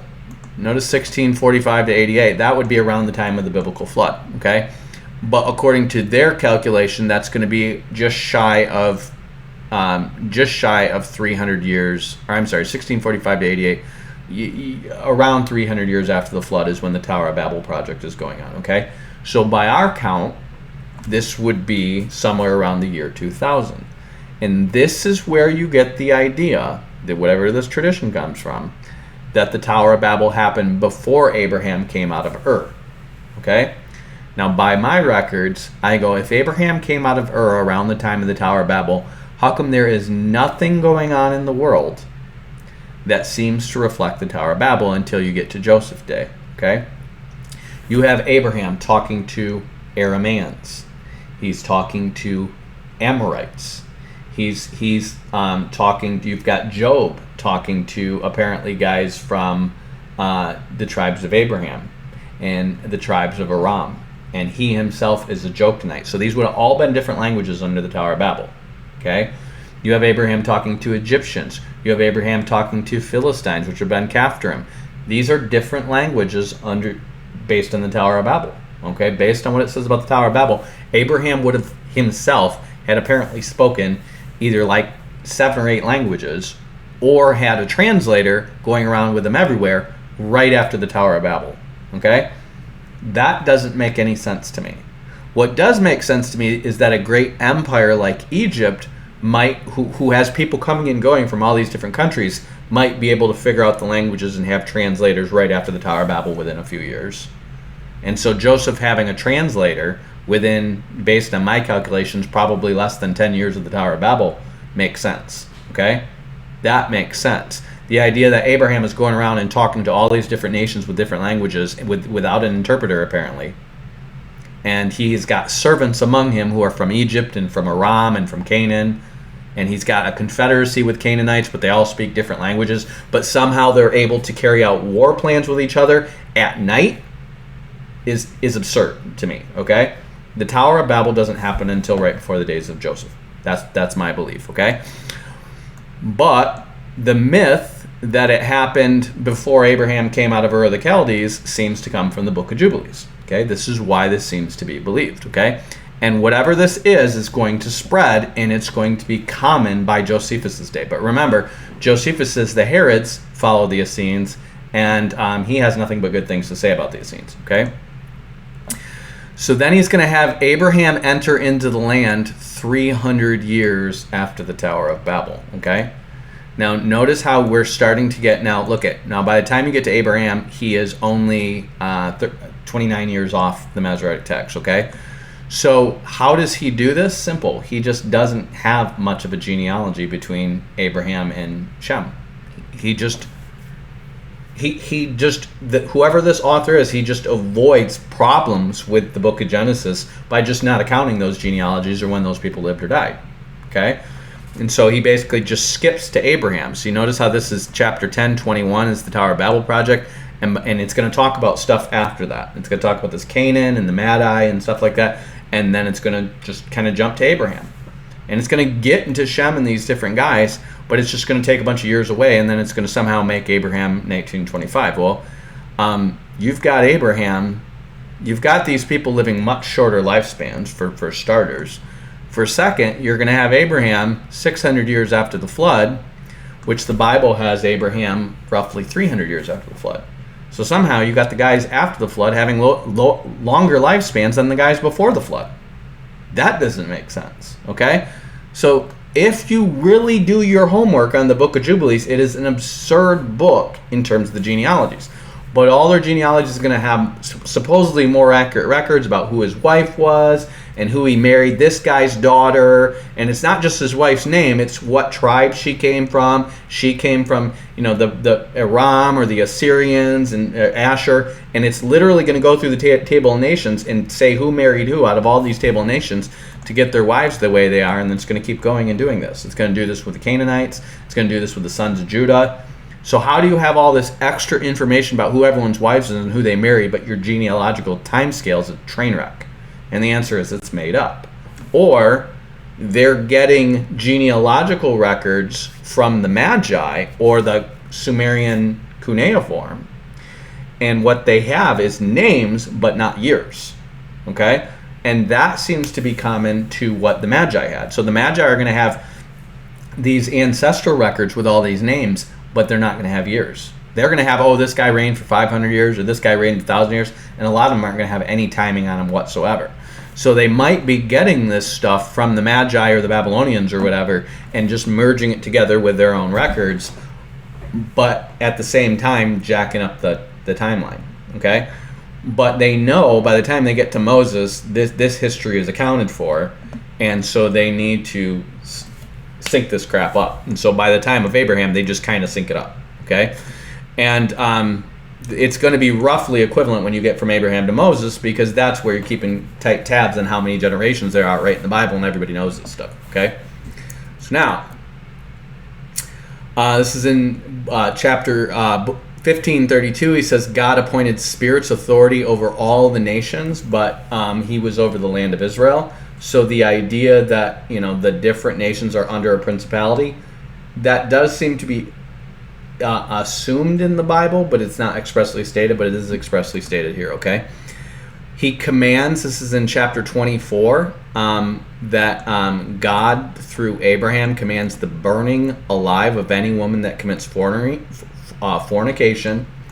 and also forbids taking any daughters from Canaan, and says if somebody takes a daughter from the Canaanites, that line basically needs to be wiped out, or your whole land is going to be under a curse. Your whole nation is going to be under a curse unless you kill the people. It's like Achan taking the forbidden thing. That's how they treat marrying a Canaanite, okay? Remember, the Jews by this time have gotten super racist increasingly since Nehemiah.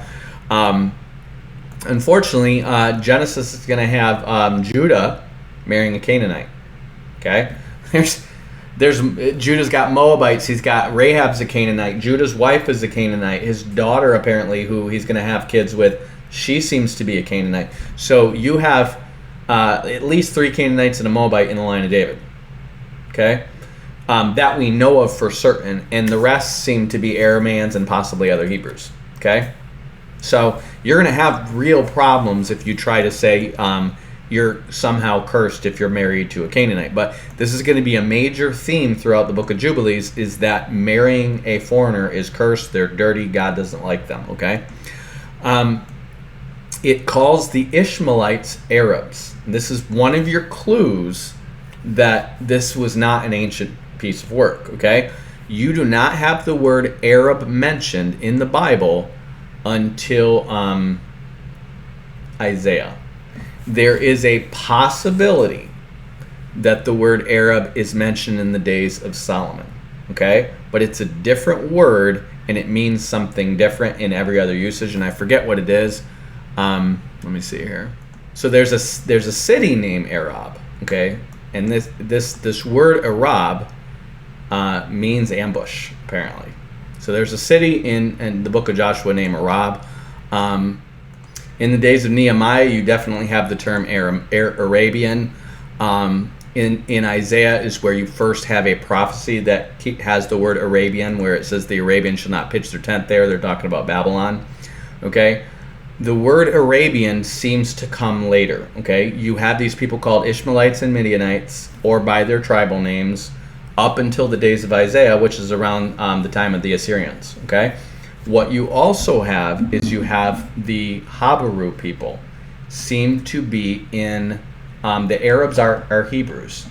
And so you do have people that are describing the locations of the Arabs, and they're calling them Habaru. Remember, all your Arabs either descend from Joktan, who is the son of Heber, or from Abraham. The Edomites, the Midianites, they all descend from Abraham. Okay, so they're all Hebrews, and they're called Habarus. And then after the word Habaru seems to start disappearing from cuneiform, the word Arabu, which is literally, if you took cuneiform of Habaru and looked at it backwards, seems to be Urubu, okay? You find these people who start to pop up named Arabi, okay? And what it seems to be is somehow around the time after the conquest of Canaan, these Habaru people, maybe they're trying to distinguish between the nomadic Habaru and the Israelite people. I don't know. But they start calling them Arabs. Okay? But as far as the word Arabs, it's not Arabian is not there until you get to Isaiah, okay? So this book is supposedly written in the time of Moses, and it's calling them Arabs, calling the Ishmaelites Arabs, but they're not called Ishmaelites in the day, or they're not called Arabs for like, no, Moses is going to be like 1400 BC, Isaiah is going to be around 7th century BC, so 7th to 15th century, so they're 800 years apart, okay? They're not called Arabians back then. And this is how you can tell when you know stuff like this, when these words start to come up historically, you can tell how old it is. This is what scholars do, okay? So then it says, remember, Genesis is going to say that God chose Jacob over Esau when they were still in the womb, okay? That's in Genesis and that's in Romans, okay? This is going to say that Abraham chose Jacob over Esau after they were born, okay? So it's going to disagree with Genesis. It says that Abraham had books from Noah and Enoch. So remember, these secret books, remember these guys are trying to promote these secret books with these food laws in them and these false prophecies in them, okay? And they're claiming that these books were secretly had by Enoch and Noah and apparently now passed down to Abraham, okay?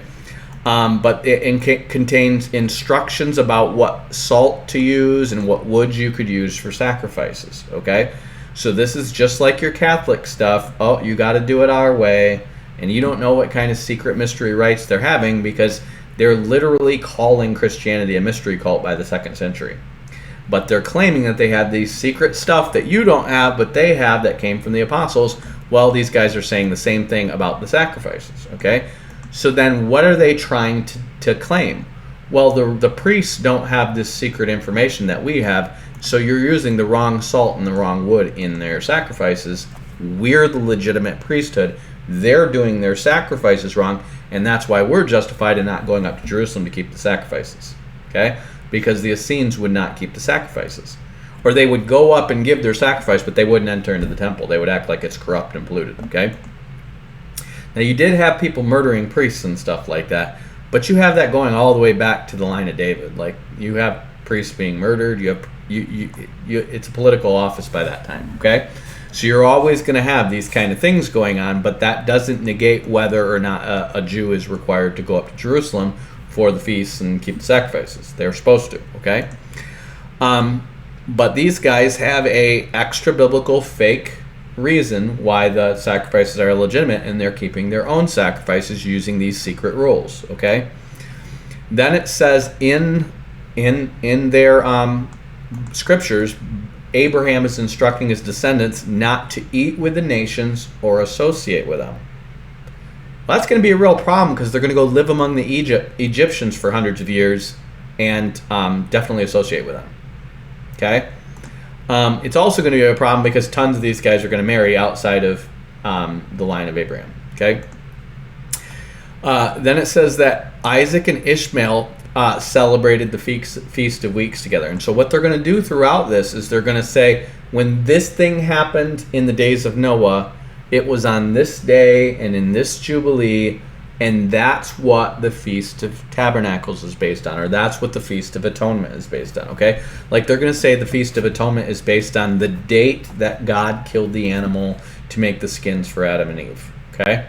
They're just making this stuff up. There's no evidence of this, but they're claiming this because they're trying to show you that the law is eternal. And so they're going to say that Isaac and Ishmael celebrated the Feast of Weeks together before Abraham died. Why? Because they want you to think that the law of Moses was before Moses, okay? Then it's going to say that Isaac cursed the Philistines. We don't have this in the Bible. He actually prays for the Philistines. But basically what you're going to have is Abraham making a covenant with the Philistines not to mess with him, and they won't mess with him because Abraham has Sarah lie and say she's a sister, and so they take Sarah, into the household of the king, thinking, he's the king and he can go take concubines from his territory, right? And he says he's a sister, not his wife. And when he finds out he's his wife, he tells the Lord, I didn't touch her. I didn't know he was his wife. And the Lord says, I know. That's why I protected you from touching her. Okay? And he tells him to give her back. So he gives her back with all this money, and he rebukes Abraham. Okay? That same Abimelech is going to have the same thing happen in Isaac's day, because Isaac's going to go around him grazing in his land. And Isaac is going to have his wife telling people that's his sister. And he doesn't even take his wife. He sees him playing around with her, like flirting with her, and he can tell that's not your sister, that's your wife. And he knows because his dad did the same thing to him, and he's like, what are you doing? He rebukes him too and says, one of our men could have taken her and lain with her thinking she's your sister. Okay, why are you trying to bring this harm on us? And so then after that, you have the Philistines fill up Jacob or Isaac's wells whenever he digs a well because they want him out of there. They see these guys like trouble, okay?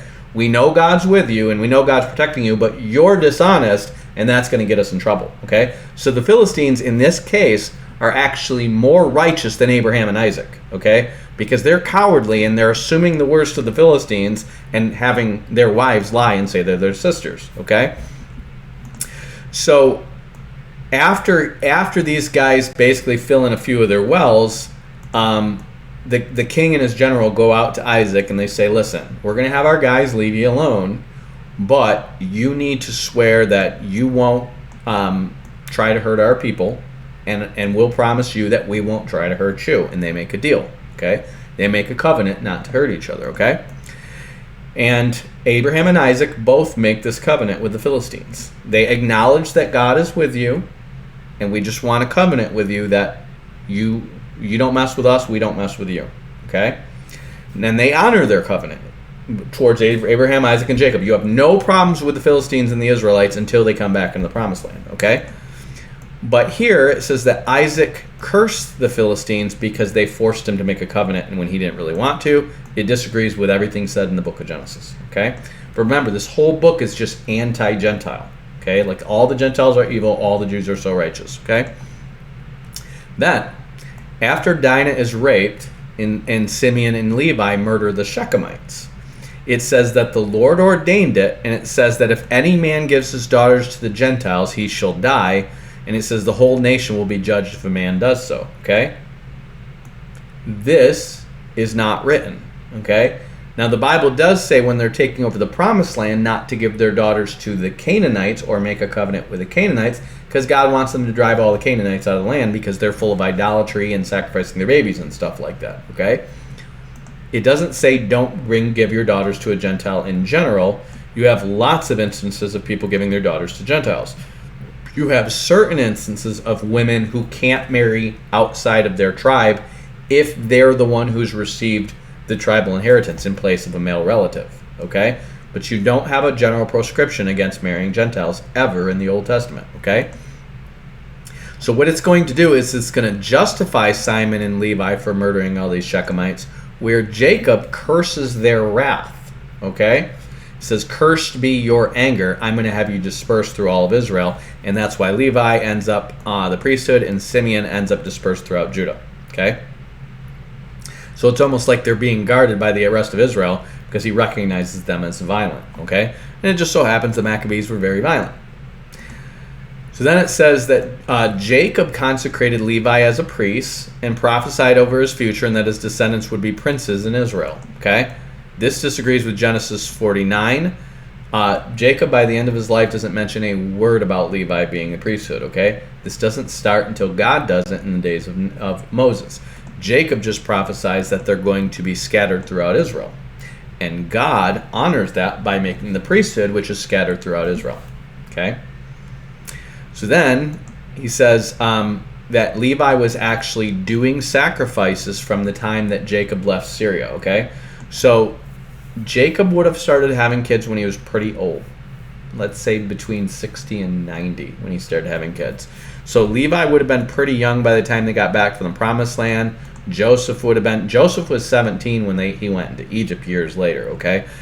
Joseph is going to be like a baby when they come to the promised land. The rest of these kids are going to be teenagers at best, but they're claiming that Levi, as a teenager, starts being a high priest and carrying out sacrifices for the house of Jacob, okay? Bullcrap.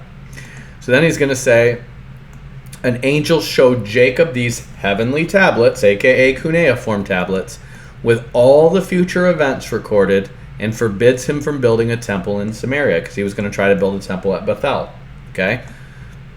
There's nothing in the Bible about heavenly tablets or being shown secret information or anything being written down in heaven before it happens. There's nothing. There's stuff being written down by prophets in the earth, and there's stuff being written in heaven as it happens on the earth. But there's nothing in the entire Bible about anything being written down before it occurs in the Bible. You're going to have Calvinist translations that are going to mess up the Bible and make it look like that the righteous are written before the foundations of the world, and that's not true. The book was kept from the foundations of the world, okay? So in other words, from the foundation of the world, these things were being written down by the angels, okay? But you don't have things that are written before they occurred. History is not predestined in that way. It is manipulated by God, but it is not foreordained what's going to happen. That's why God is going to have things like the Levirate law. Why? Because he's not forcing the line of David to be righteous. Okay? Just because they're in the line of David, God's not beaming righteousness into their head and forcing them to be righteous so that he doesn't have to punish them according to the law. And so he actually ends up cursing the line of Jeconiah because the line of David gets so wicked, but then he merges in the line of Nathan, the son of the older brother of Solomon, for the Messiah to come through him. And then he merges that line in through Zerubbabel and Salathiel to fix the line that he's cursed by the time they get out of Babel, so that Zerubbabel, who is going to be the governor when they come out of Babel, he prophesies about him through Haggai, that the Messiah is going to come through him. Okay? So he curses the line, he fixes it with the Levirate law, and then he continues to have the Messiah come through him. What is God doing? God is making a way for humans to have free will while making ways to fix the problems they have so that he can keep their promises. That's why you have things like the Levirate law going apparently before the law, because you have Judah and his sons carrying it out. Okay? So whatever this tradition is what God is doing, is he has apparently created some kind of law about raising up seed to your brother, so that if somebody's wicked, God doesn't have to keep him alive because the descendant needs to come through him. Okay? So he's allowing for free will while making an end run around their sin. Okay? It says in chapter 41, this is about 50 chapters, so we're going to have another page of this stuff, okay? Chapter 41, it's going to say that Judah's firstborn was wicked because he wouldn't sleep with Tamar. Okay, remember, Judah's firstborn, it just says he was wicked, so God slew him, and Tamar was his wife. It's saying the reason that he wouldn't sleep with him is because she was a Canaanite, okay? So it's contradicting itself, because it's saying God slew him because he was wicked, because that's in the book of Genesis, but then he's saying he wouldn't sleep with her because she was a Canaanite, which Abraham is saying that people are cursed if they sleep with a Canaanite. Don't marry Canaanites, don't have anything to do with them. Okay, so is he wicked or righteous? And then it's going to say how Judah, after he ends up sleeping with her and having Pharez and Zerah, he's going to say how Judah says, oh, it was my fault. I shouldn't have given them a Canaanite woman in the first place, which is, the problem was never that it's a Canaanite woman. It just says God slew him because he's wicked. Then it says he slew his brother because he wouldn't raise up seed to his brother. He was sleeping with her and just pulling out and spilling his seed on the ground. Okay? So he's saying that he's wicked because they're not fulfilling the command to raise up seed to your brother. If somebody hadn't done that, this is important, if somebody hadn't done that and the Messiah was destined to come through the line of Judah, which he seems to be, then you're going to have a real problem if nobody is raising up seed to their brother and they're all dying because they won't touch this woman, okay? So it's saying on the one hand he's wicked and that's why God slew him. On the other hand, they're saying that he won't sleep with her because he was a Canaanite, which according to their code is righteous, okay? And then it's going to go on to say that Judah is saying it's his fault because all this contradicts the book of Genesis, okay? Now, most of the stuff in here is only covered in the book of Genesis and Exodus. But it just contradicts the book of Genesis again and again and again and again and again. You can't possibly think this is canon, okay? So then, here we're going to get into some other myth, okay? In chapter 34, it's going to say that Jacob and his, and it might be 44. No, I'm sorry. Jacob and his sons, remember when Dinah gets raped? According to the book of Genesis, God put fear of Jacob on all the kings around Shechem, so the Amorites, and they didn't mess with Jacob. according to the book of Jubilees, say they all gathered up all these nations to try to kill him. And that Jacob and his sons with 6,000 men defeated 4 kings of the Amorites and all the hill peoples of Canaan. So they conquered Canaan apparently before. See, God tells Abraham that they're going to be in a land that's not theirs for 400 years. And then after 400 years, they're going to come out of Egypt, and then it's going to be their land, okay? But according to the book of Jubilees, Jacob totally conquered the land of Canaan before he went into Egypt, okay? So it doesn't just disagree with the book of Genesis, it disagrees with something said by God in the book of Genesis and makes the Lord himself a false prophet. Do you see that? They're supposed to be dwelling in a land that's not their own, and then they're going to come out and possess it after 400 years. Nope. According to this, Jacob totally conquered them, conquered all the hill people of Canaan and 4 kings of the Amorites and took over all of Canaan. Okay? And then he goes into Egypt, and then they lose it. Okay? Of course, they go into Egypt, and according to the Hyksos records, they actually go out, and Egypt takes over all of Canaan all the way up to Carchemish, while the Jews the Hyksos are co-ruling with the Egyptians. Okay, so it disagrees with the archaeological record. It disagrees with history. It disagrees with Genesis. It contradicts itself. Okay.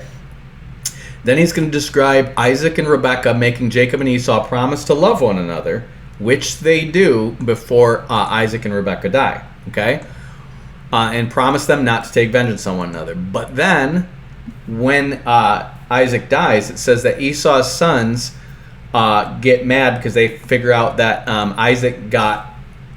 Jacob got Isaac's inheritance, so all these flocks and herds, and it's going to contradict itself here. Earlier on in the book, it's going to say that Esau took all of Isaac's herds and left with them, okay? And so Esau is just evil, okay? And then here it's going to say that then Isaac later, after that, somehow gives them to Jacob, and Esau's sons are ticked off over that, and so they're going to go to war with them, okay? So again, it contradicts itself and contradicts the Bible, okay? So you can tell it's trying to align with the Bible, and that's why it contradicts itself, but then it also contradicts the Bible. It's just a stupid document, okay? And so they end up getting into war, and it basically is saying the sons of Esau. Now remember, Jacob and Esau are young men. We know that Esau had like 300 men, or 200 to 300 men with him. We know that if Jacob inherited Isaac's estate, he probably would have had servants with them in the hundreds, if not thousands, and then they have all the women and children from the Shechemites. So they definitely have a clan that's probably at least a few thousand, I would assume. And the Edomites are married in with the Hivites of, what are they called? I forget the name, the Horites of Edom, okay? This is where they all live in Mount Seir, okay? And they're married in with that clan, and that clan is probably in the thousands. So you do have 2 groups of people that are probably in the thousands, but they're surrounded by all these nations that are much bigger than them. So the idea of these 2 going to war would have been pretty stupid.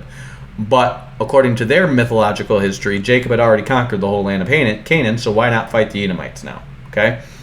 And so what he ends up having is, it says Jacob kills Esau with a bow and makes the Edomites pay tribute, and they do until Jacob and his descendants go into Egypt. Okay? So then it describes Jacob ruling over not only the Canaanites, but the Edomites in Mount Seir by force. So they're making Jacob about as strong as David was before he goes into Egypt, when he's just got his 70 sons and grandkids. Okay? And then probably servants up to the thousands. Okay? But apparently those thousands of people are able to rule over 9 nations of Canaanites and the Edomites. This is all just stupid. Okay? So then he says, he describes Dan having 5 sons and Naphtali having 4, but 4 of Dan's sons and 1 of Naphtali's sons die in the year they entered Egypt. Okay? Why does it say this? And this is simple. If you read Acts 7, when Stephen is describing Israel's history before he gets stoned, okay, he says that Jacob goes into Egypt with 75 souls. Okay?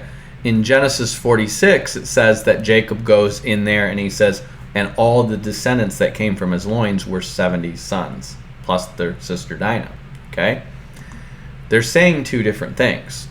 This is saying 70 souls went into Egypt, so it's counting Dinah. It's counting Jacob's wives. Remember, he still has 3 of his 4 wives. Okay?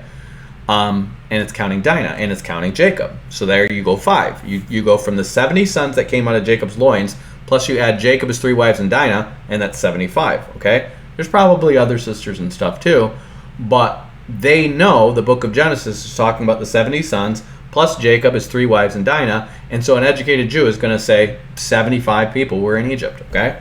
They're not counting all the Shechemite servants and all their slaves and all the unmentioned sisters, okay? Well, the book of Jubilees decides to account, they're not smart enough to understand the difference between what the Jews hold, 75 souls, and what the book of Genesis says, which is 70 sons. And so what they do is they invent 5 more sons and then kill them off, okay, so that they can make them both work. So they're clearly trying, this is how you know it's a late document, okay, because apparently the idea that it's 75 comes from something reasonable from the book of Genesis, and they can't figure that out, so they need to make up and then kill 5 sons to make the 75 and 70 work, when you just get Jacob and the women that are mentioned, and then you get your 75, okay? It's not that hard. You just need to know your Bible, and they don't know their Bible, okay? So, it says Moses' father Abraham was locked out of Egypt after killing the king of Canaan. This is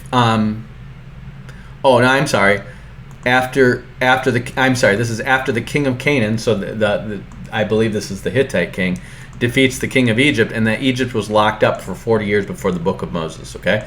It doesn't account how he got back there, but apparently this is going to be in the Testimony of Patriarchs. This is another thing that Ken Johnson is going to talk about, okay? So it's going to say that Amram, his dad was locked out of Egypt for 40 years. And he's going to come back, and apparently he's going to have a couple kids, Aaron and Miriam.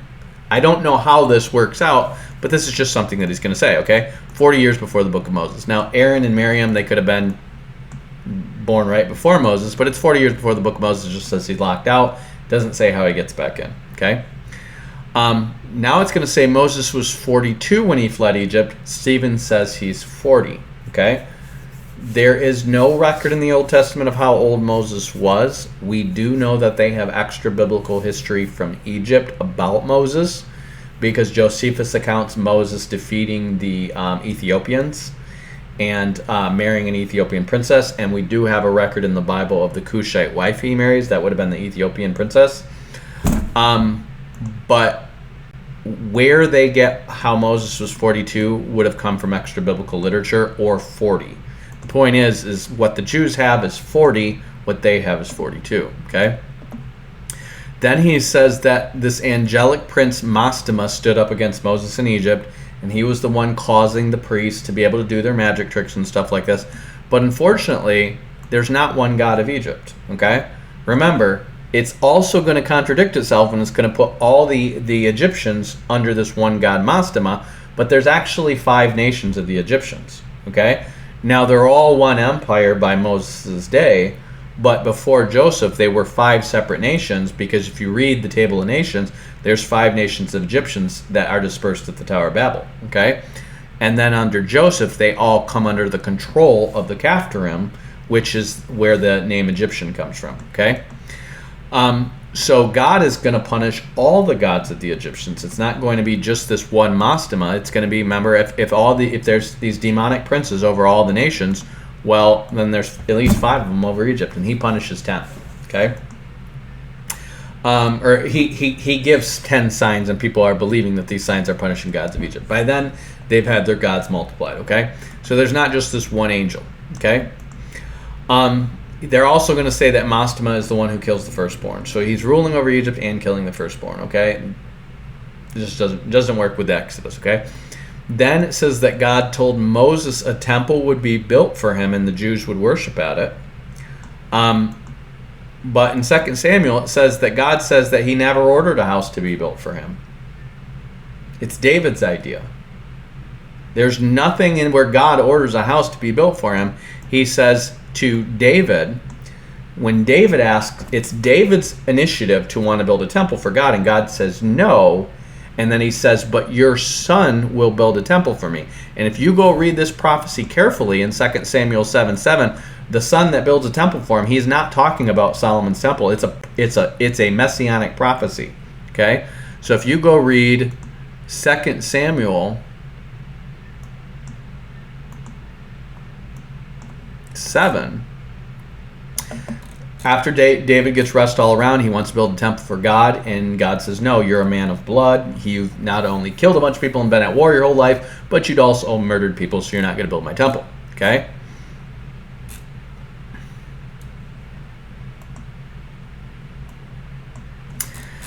And then the prophet's going to come to him.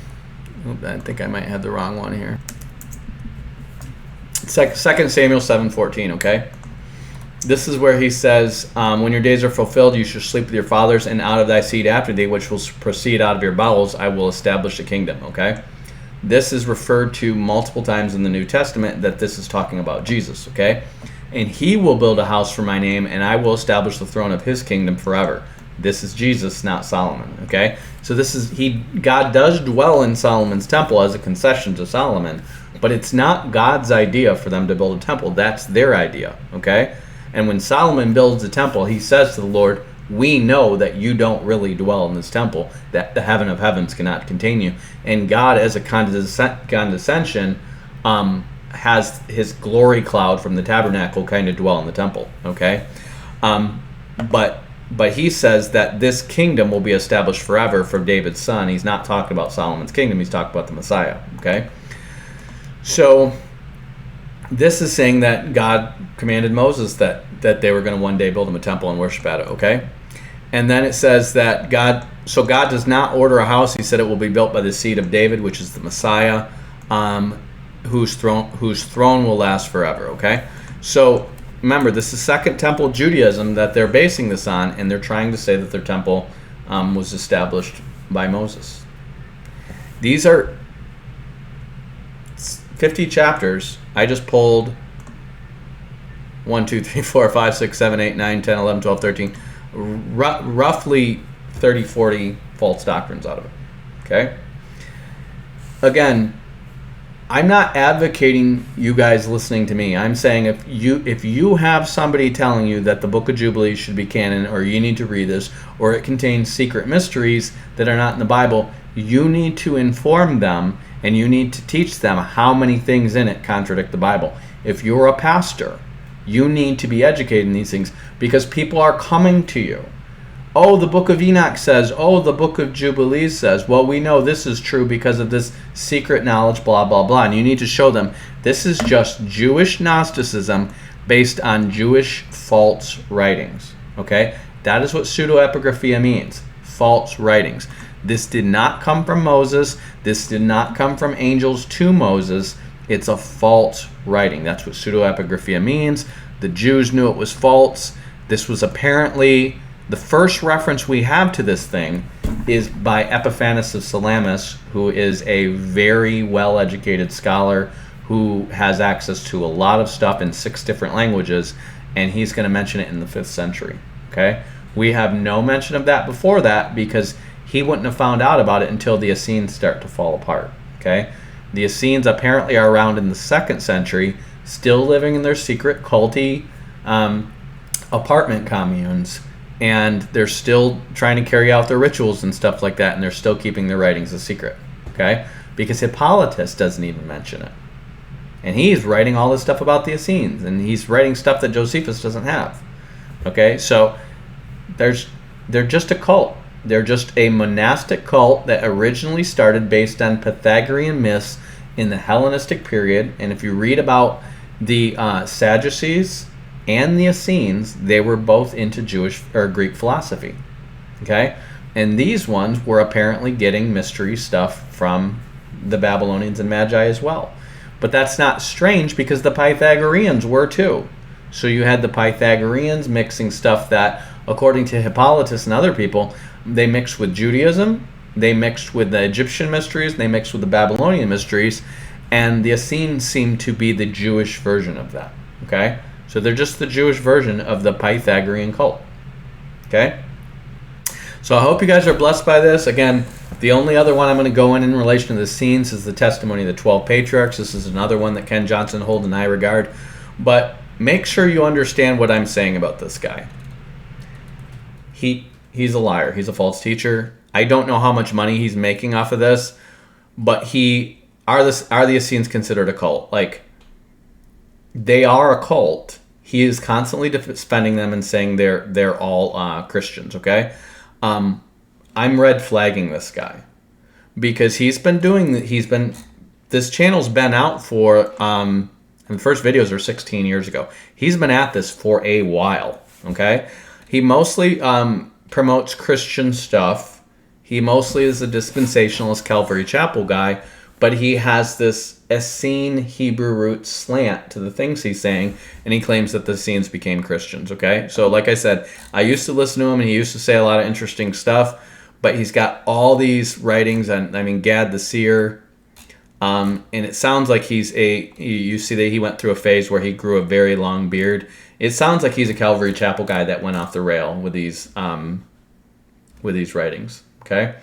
I would not consider him a sound teacher. I would consider him a false teacher because the amount of stuff that he says that he should know is a lie. He can't be that dumb, okay? I've been listening to him for a long time, and I'm not saying this lightly. I'm saying I can't comment on his channel. I could join his community and pay him. If I want to pay him, I can. But he's got a Bible Facts store. He's got a support thing. He's also very big in these Dead Sea Scrolls calendars, which are all based on the Essene cult stuff.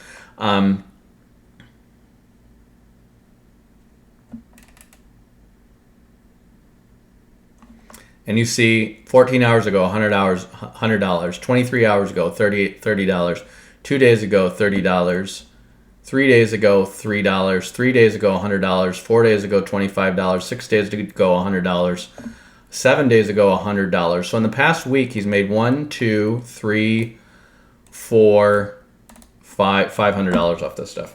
Okay, so that's just one source that's just publicized stuff. That's not counting the donations to get in this channel. Look at this monthly goal: $2,800 total raised. He's raised $73,359. He's raised $2,000 this month. So I don't know how long this guy's happening, but he's making some serious bucks about this stuff, okay? This all seems to be going directly into his pocket, so he's making a good living off this stuff. He's got a lot of books out there. If you go to Amazon,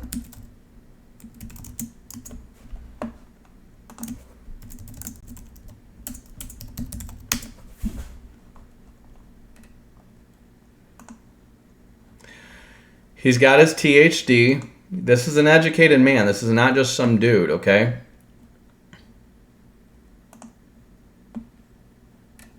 So if I go to Buy Ken Johnson THD, these are all books that he's either written or co-written, okay? So you've got 1, 2, 3, 4, 5, 6, 7, 8, 9, 10, 11, 12, okay? So I would guess, and I'm just spitballing, I would guess this guy's pulling close to six figures off of this so-called ministry here, but he's deceiving people, okay? And he's selling books, and again, a lot of this stuff is just him selling these writings, but the way he talks about these writings is they're legit writings that should be part of the Christian tradition, okay? And they're not. They're confusing writings that are, he's pulling up prophecies that come from these pseudo-epigraphia that led to the Jews going crazy, okay? So I would put this guy in the category of a false teacher. I would mark and avoid him. If somebody can contact him, he needs to hear this stuff. You're telling lies, okay? We know this stuff you're saying about the Essenes is not true. You either have a THD, which is basically like a master's, it's almost like a PhD level. It's a doctorate degree, okay? It's a doctorate degree in theology, okay? And yet he is constantly spinning lies about the Essenes, okay? So to have that level of education and yet have so much false stuff coming out of your mouth tells me, and then making a lot of money off of it, okay? Tells me that's somebody you need to mark and avoid, Okay? So, anyways, I hope you guys are blessed by this. Again, I'm going to keep going with this. I'm going to eventually shred all of the Apocrypha. My opinion on the Apocrypha, based on what I've read, is it's between absolutely false and relatively true, but definitely not canonical. Okay?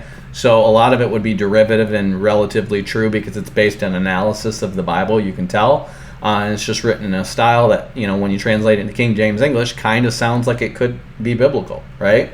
But it's not. It's derivative, and it's mostly true. And then there's other stuff that's just definitely false. So again, it's a bunch of writings that are going to appear around the same period, but you can tell there's a split in the traditions. The apocryphal literature seems to come from the tradition of the Sadducees and the Hasmonean dynasty. This tradition seems to come from the Essenes that were around the time they took over. Okay, so you have these two different traditions, and then you're going to have the Talmud and the Mishnah, which I'm going to eventually do more studies on, that come from the Jewish sect. So remember, you're going to have three different sects. You're going to have the Greeks and the Hasmoneans. There are a lot of Hellenists among them. And then you're going to have the Essene, which is kind of more of an Aramaic tradition, and then the Babylonians, which is kind of a Hebrew tradition. Okay, so hope you guys are blessed by this. Hope you guys, stay wary of this stuff. Get yourself educated. Learn the basics. So if you're a pastor or a teacher influencing other people, you can show them and point out some basic things and say, here, let's open up the book and let's compare it with the Bible and just reason with them and say, listen, you either have to say this is false or the Bible's false. They can't both be true, okay?